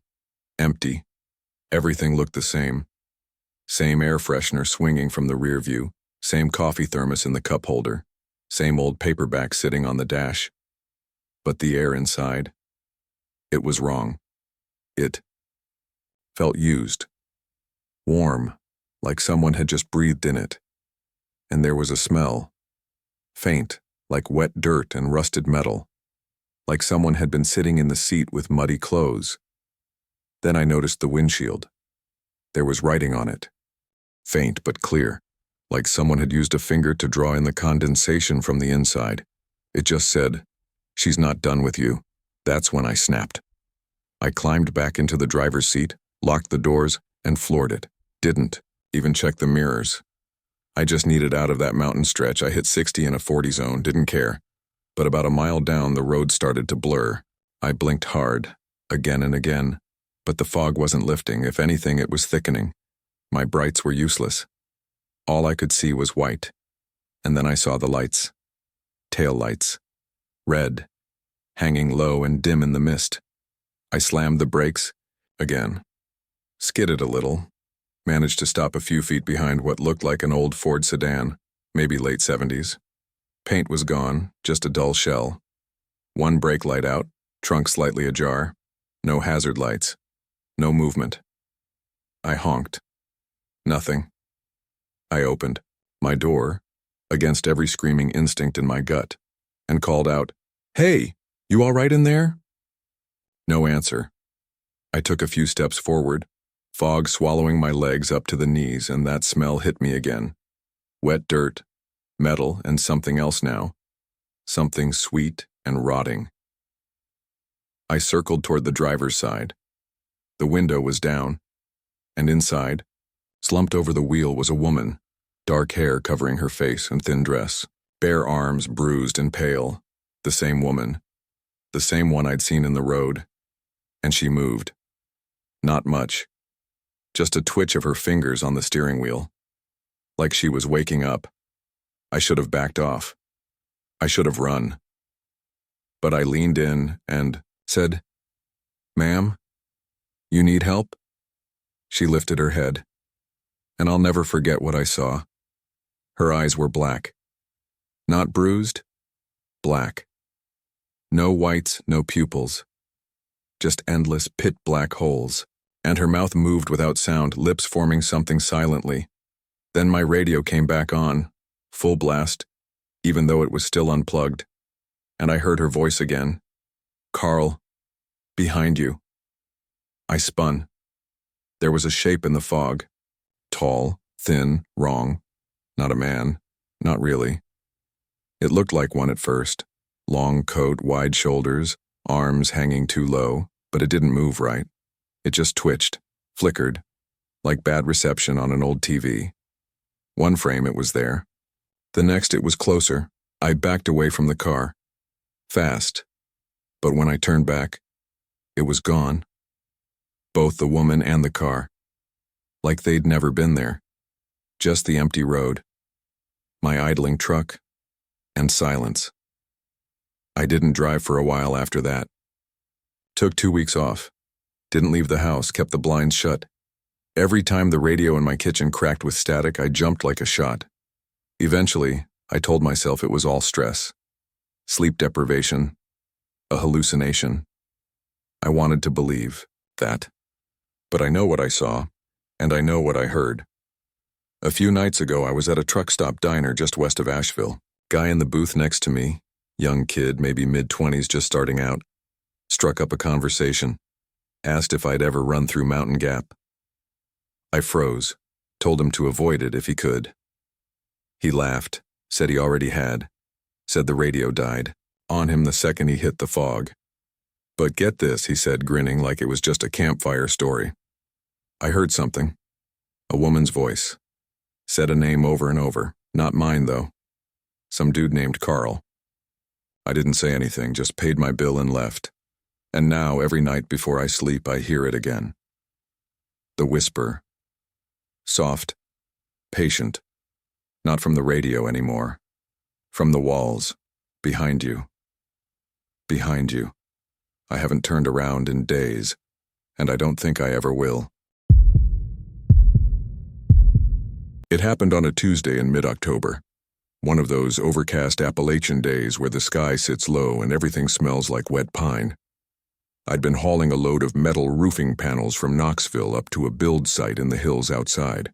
Boone, North Carolina. The route took me through some nasty terrain, sharp curves, narrow shoulders, blind drop-offs, but I'd run it a dozen times before. I knew which turns to break early on and where the locals parked their beat-up F-150s half in the lane to fish the creeks below. That day, though, something felt off from the start. I remember the morning clearly. I grabbed a biscuit and gas station coffee near Jefferson City, checked my tires, cleaned the mirrors. Everything normal. My dog, Juno, a blue heeler mix, was curled up in the passenger seat, asleep. She's always alert on the road, so the fact she stayed quiet most of that morning should have tipped me off. I hit the base of the grade around 1:45 p.m. This particular stretch didn't have an official name, but truckers around here call it Widow's Peak, mostly as a joke, but not always. It's a 9-mile incline that winds up a ridge, 2 lanes, barely a shoulder, and nothing but drop on your right if you hug the white line too close. The CB usually goes dead there. Too remote. Too many trees. No cell bars either. I was about halfway up, engine groaning in 3rd gear when I heard the click. Not loud. Just that soft activation of the CB receiver. A little digital cough of static. At first I figured it was bleed-through from another rig somewhere behind me. Maybe a log hauler or gravel hauler climbing up the other side. But I hadn't seen headlights in my mirrors for a solid hour. Then the voice came through. Low, male, a little ragged like whoever it was hadn't used their throat in a while. You shouldn't be out here. I squinted at the CB unit like maybe I'd misheard. Then keyed up my mic. Say again? Silence. I waited a few beats. Nothing but static. Juno perked her head up at that point. Ears stiff. She turned her snout toward the sleeper, low growl rumbling in her chest. I keyed the mic again. You stuck somewhere up here? Need a hand? Nothing. Then the click again. That same subtle activation. Turn around, driver. And that was it. I let off the pedal just a hair, not enough to lose momentum, but enough to feel the shift in gravity on the incline. The voice wasn't angry. It wasn't panicked either. It was flat. Like someone just stating a fact. Like a weather report. You shouldn't be out here. I reached over and adjusted the squelch knob on the CB. Tried to ping a channel, maybe see if anyone else was nearby. Breaker 19, any ears on this hill? Nothing, just that hiss. White noise. And Juno? She was standing now. Front paws on the dash, ears pointed straight back, hackles up. That dog doesn't spook easy. I've driven through ice storms, wildfires, and one idiot trying to break into my cab at a rest stop in Nashville. She barked him off like a demon, but right now she wasn't barking, she was whining. About 2 more miles up the grade, I hit a blind curve known as Devil's Elbow, the kind of curve where you pray nobody's coming down too fast. The trees there lean in real tight like they're listening. As I came around the bend, my headlights caught something on the side of the road. At first I thought it was just a deer, roadkill maybe, but as I got closer, I saw it wasn't an animal at all. It was a CB radio, just the unit, ripped clean out of a rig, wires dangling like veins. Sitting dead center on the yellow line, I slowed to a crawl. Didn't stop though. Something told me not to. It was too perfect, too placed. The wires hadn't been run over. No scuff marks. It looked like it had been set there. That's when the CB crackled again. Don't stop. This time the voice was louder, closer, like it was coming from inside the cab. I unplugged the damn thing, yanked the power cord right from the dash. The screen went black, but I swear to God, the voice kept talking. Not from the radio, from somewhere behind me, like someone sitting on the edge of the sleeper. Keep going, Travis.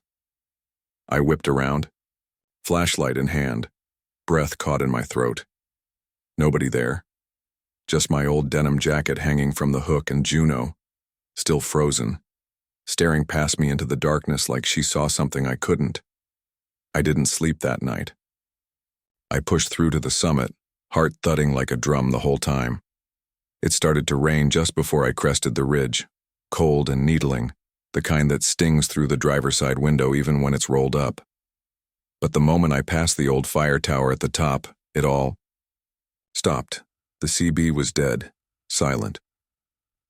Juno relaxed, curled up again, and I felt like I'd stepped out of something something bad.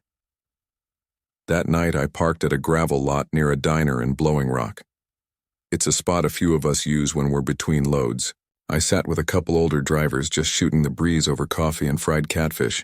I told them what happened. The voice, the warning, the CB on the road. They got quiet. One guy, Warren, a tanker hauler who's been around since the 80s, just shook his head. He said back in 1999, a driver named Lenny Crawford went off that same grade, lost control on a wet turn. The trailer snapped the cab sideways and took him off the ridge. They never found the truck, just a torn CB antenna tangled in the guardrail and deep gouge marks in the pavement. I hauled his last load down to Knoxville myself, Warren said, eyes low. Swore I'd never climb that ridge again, I still don't. I asked if Lenny ever used his CB much. Warren nodded. Wouldn't shut up, that guy. Always chatting on Channel 19, friendly type. Then he paused, looked at me. What? Voice, did you hear, Travis? I shook my head. Some guy, raspy, low. Why? Warren didn't answer. Just sipped his coffee and muttered. That's how Lenny used to sound when he was tired. The next day I tried to forget it. Told myself it was fatigue, road paranoia, a fluke.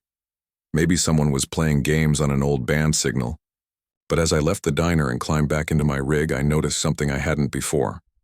On the back wall of the sleeper, where the condensation had fogged the glass from the inside overnight, there were finger streaks. Long. 4 of them. Like someone had been resting their hand there watching me while I slept. I had one more delivery to make, just outside a little place called Meat Camp, off a back road that climbs another ridge. Tighter turns. No shoulder. No other drivers. The fog came in around 6:30 p.m. Juno was already pacing by then, whimpering low. I turned off the radio. Didn't want to hear anything. Didn't matter. The voice didn't need it anymore, because it was already in the cab. I heard the seat creak, felt the cushion compress just a little, like someone sat down, right behind me. I didn't turn around. I couldn't. Every instinct in my body told me not to look. I stared dead ahead through the windshield, hands locked tight on the wheel, trying to pretend I hadn't felt the shift of weight behind me. But I had. It was unmistakable. The springs in the seat let out a low, slow groan, the kind they make when someone settles in and leans back. And then I heard it breathe. Just once. A slow inhale, shaky and wet, like a sick man sucking cold air through a straw, then silence. Juno was already gone from the seat. I hadn't even noticed her move, just that sudden absence beside me. When I finally glanced down, she was curled up under the dashboard, her nose buried between her paws, shaking so hard I could hear her tags clink. I had 6 more miles to go. Nothing but narrow switchbacks and no service the whole way. Whatever was in the sleeper didn't speak again. It just sat there, and somehow that was worse. I kept driving. Real slow now, barely touching the gas. The fog was so thick I couldn't even see the edge of the road. My brights only lit up a glowing white wall. My hands were sweating through the wheel wrap. I could feel the hair on my forearms standing up, a prickly electric sensation that ran from my wrists up to my shoulders. At the next curve, I checked the side mirror, and I swear I saw someone. Just for a second, a shape sitting directly behind me in the sleeper bunk. Shoulders hunched forward, head tilted slightly like they were watching me drive. But there was no face, just a void. A silhouette that flickered and vanished the moment I blinked. I nearly ran off the road. About 2 miles out from the drop point, the grade leveled out for a bit, just enough to breathe. I pulled off onto a wide dirt turnout, not even a proper pull-off, just some old logging trail, and killed the engine. I sat in silence. No music, no CB, nothing. The thing, whatever it was, hadn't moved again. I still hadn't looked. I didn't need to. I could feel it. Like cold air was pooling behind me, pressing down on the back of my neck. I reached over, grabbed the flashlight from the glove box, and slowly unbuckled my seatbelt. And that's when it spoke again. Not over the radio, not whispered. It was right behind my ear. They never found him, Travis. My heart just about stopped. The voice had changed. It wasn't low and raspy anymore. It was broken, tired, grieving. No one came looking. I turned around. I shouldn't have, but I did, and the bunk was empty. Nothing there but my old winter blanket, a pair of boots, and a crumpled-up delivery receipt. But I could still feel it, the heaviness.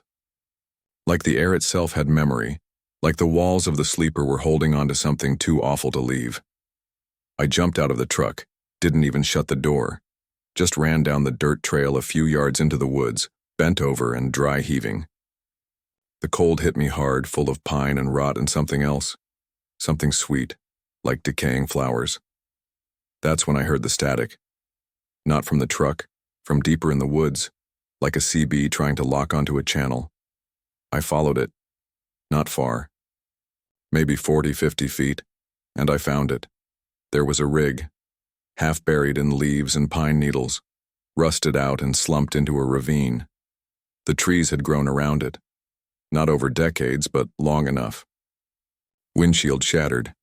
Cab door half-hinged open, and inside, slumped across the dash, was a body, or what was left of one. Mostly bones now. Clothes torn, flannel shirt still hanging from the frame. A faded photo of a kid tucked into the visor. A rusted CB mic hanging from the ceiling. I stood there for a long time, long enough to realize what I was looking at. It was Lenny Crawford's truck, the one that had disappeared back in '99, and the CB. It was still powered, still faintly hissing, like it never stopped transmitting, like it had been waiting. I backed away. Fast. Nearly slipped in the mud getting back to my truck. When I climbed in, Juno jumped back into the passenger seat like she couldn't wait to leave that place behind. I cranked the ignition. The engine turned. Once, twice, then stalled. Again. The lights flickered. Dashboard went black. The entire rig died, and in the silence, the CB, still unplugged, came back on. You found me. I stared at it. My hands were trembling. Now, finish the climb. Take me home. Somehow the engine turned over after that. I don't remember driving the last few miles. I barely remember dropping the load. All I know is that by the time I hit pavement again, the CB was silent. My phone finally got service. The fog lifted, and whatever was in the cab was gone. I checked the sleeper again that night. Nothing. No fingerprints. No breath on the glass. Just a silence so deep it rang in my ears. But I kept the photo from Lenny's cab. It's in my glove box now. I don't know why. Maybe I felt like someone should carry it. That was a year ago. I've passed through Widow's Peak maybe twice since, always in daylight, always with the CB off. But last week, I forgot. I hit scan out of habit, just cruising through Tennessee halfway, between Johnson City and Asheville, and through the noise, the faintest whisper, "You shouldn't be out here." There's this stretch of Route 602 cutting through the backwoods of southwestern Virginia, not far from where the Appalachians start to fold into West Virginia. You won't find it on any scenic drive brochures.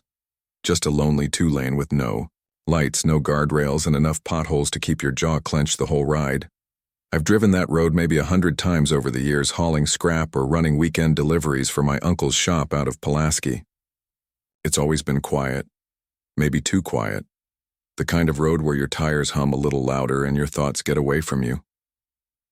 This happened in the fall of 2021, around early November. You know that time of year where everything starts, dying at once. The leaves had dropped hard that week and the wind had that brittle edge to it. Not winter yet, but definitely not warm. I was headed northbound around 9 p.m., returning from a late delivery run down to Richlands. No moon that night, just cloud cover, and the occasional blur of fog rolling low across the fields. No music, no CB chatter, just the hum of the tires, and the red glow of my dash. About 20 miles into the drive, I spotted a pair of taillights up ahead, maybe a quarter-mile out. They looked older, smaller than modern LEDs. That deep red hue like something from the 90s. I figured it was a car headed the same direction, maybe another local. At first, I didn't think anything of it. But what caught my eye was the way they moved. They didn't bounce like normal car lights. You know how headlights and taillights dip slightly on hills or curve gently around bends? These didn't. They stayed level, too level, like the car was floating smooth above the road. Still, I brushed it off.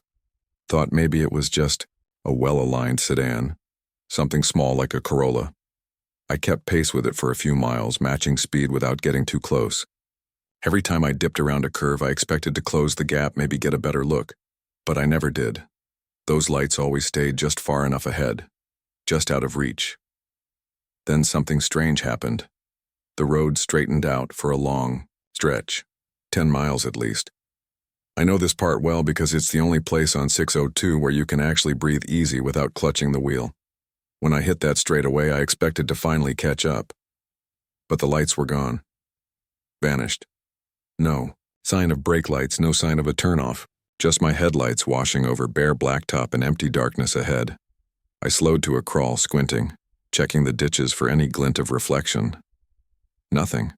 I pulled over onto the shoulder and killed my lights for a second, just to see if maybe I'd missed something in the glare. Darkness and silence.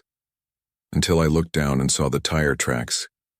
They weren't there a second ago, but now, clear as day in the soft shoulder mud, was a set of fresh tire prints veering off the pavement and into the woods to the right. No driveway, no break in the trees, just tracks, wide, clean, too deliberate, like someone drove straight into the forest. I got out, I don't know why. Maybe it was curiosity, maybe something deeper, like a magnet pulling me forward. I should have stayed in the truck. The air was dead still.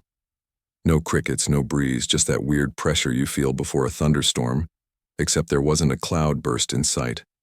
I followed the tracks for about 20 yards.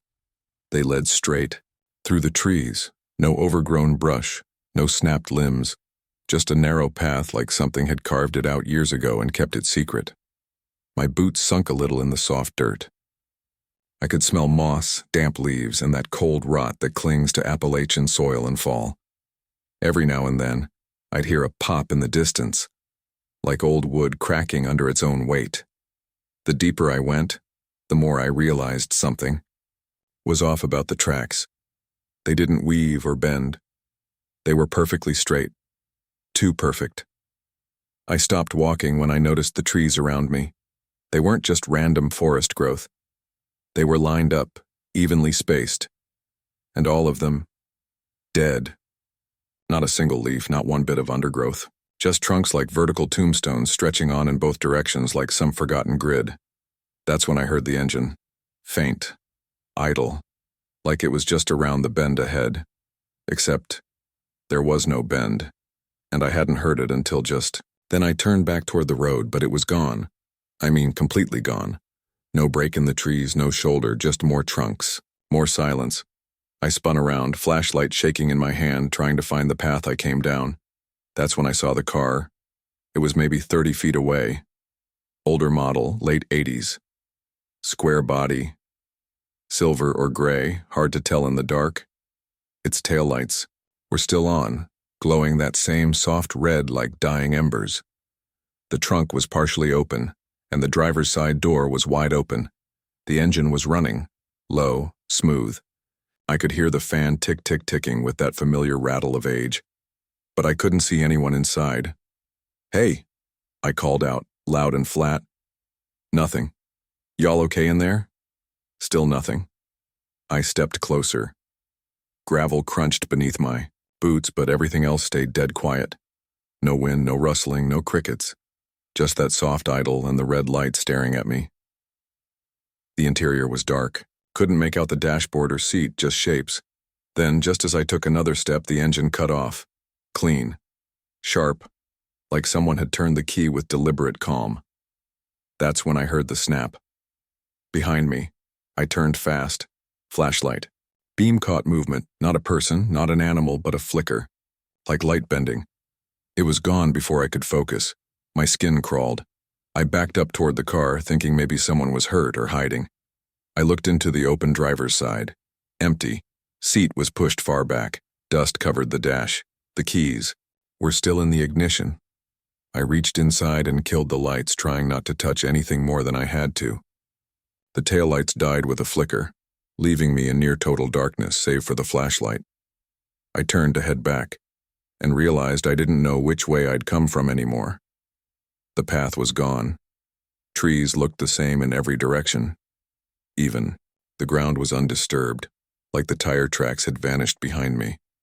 And that's when I noticed something else. There were more cars, half hidden behind trees, covered in moss, some buried in brush. All of them facing the same direction, inward, toward a center I hadn't reached yet. And they were all older. All with doors ajar, trunks popped, like they'd been opened in a hurry and never shut.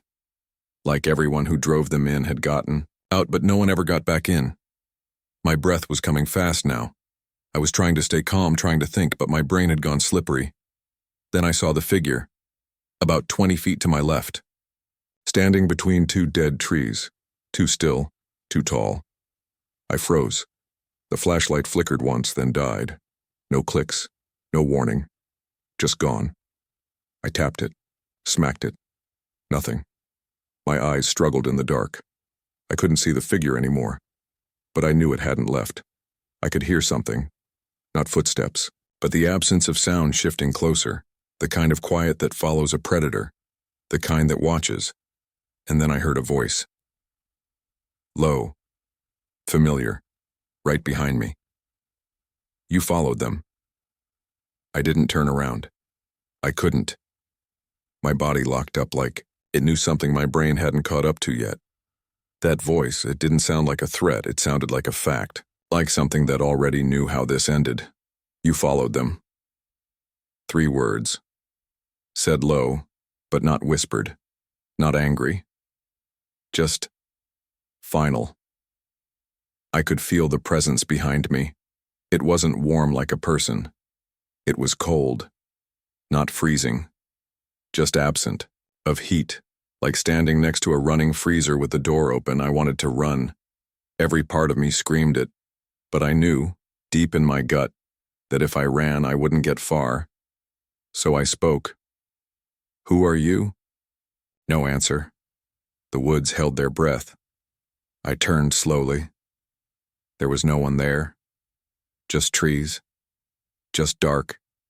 Just that silver car sitting with its door open, now looking older, more brittle, like it had been rusting there for decades instead of minutes, backed away.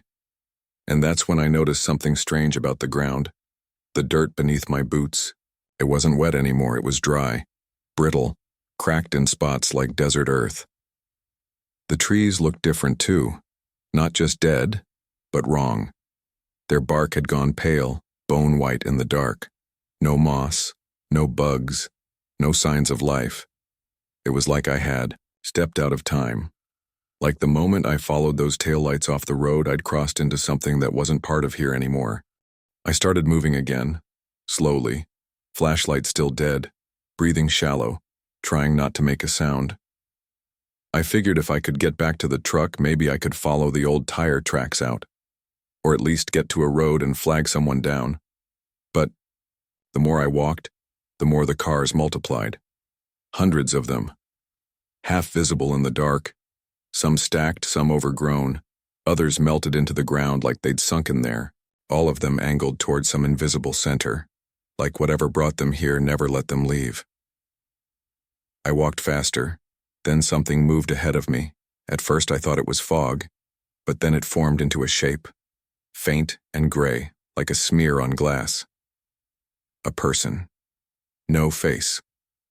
No features. Just the silhouette of a man, tall, unmoving, blocking my path. I stopped dead in my tracks. Let me go, I said. The figure tilted its head, almost curious. Then without warning it split, like smoke being pulled in 2 directions, and behind it, in the middle of a hollow, was a clearing. And in that clearing, a tower. At least that's what it looked like. Made of metal. Rusted. Maybe 30 feet tall. Thin, with skeletal beam, like the old radio towers they used to bolt to the tops of government buildings back in the 60s. But this one was humming, not with electricity, with voices. Dozens of them. Whispers, layered over each other. Some crying, some begging, others mumbling nonsense, names, numbers, directions. One voice stood out. My own. Help me. I don't know where I am. I froze. That was my voice. I'd never said it out loud. Not yet. But it was me. The exact tone. The exact panic I hadn't given voice to. I staggered backward. And then the lights came on. Not headlights.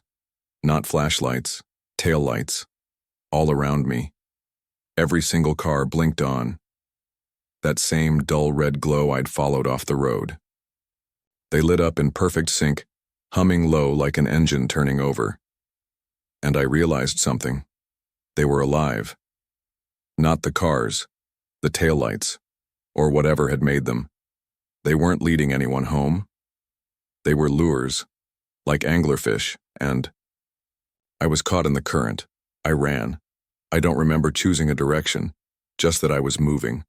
Branches slapping me in the face, hands tearing against bark. I didn't care if I fell. I just needed a way. The woods blurred past me. The red light pulsed behind, chasing, blinking in patterns I couldn't make sense of. Names whispered as I ran. Some I knew, most I didn't. Blake.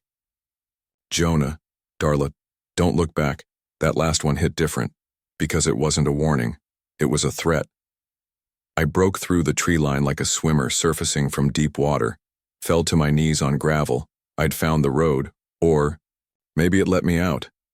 My truck was still there, and driver's side door open, dome light on. Juno was sitting in the passenger seat, ears pinned, tail between her legs. When she saw me, she let out this soft, broken bark. Not out of joy, but relief. I climbed in. Slammed the door. Locked it. Didn't even try to start the engine. Just sat there shaking, staring at the tree line. And for a while, nothing happened. No lights, no sounds. Just dark woods and cold air. Eventually, I worked up the nerve to start the truck.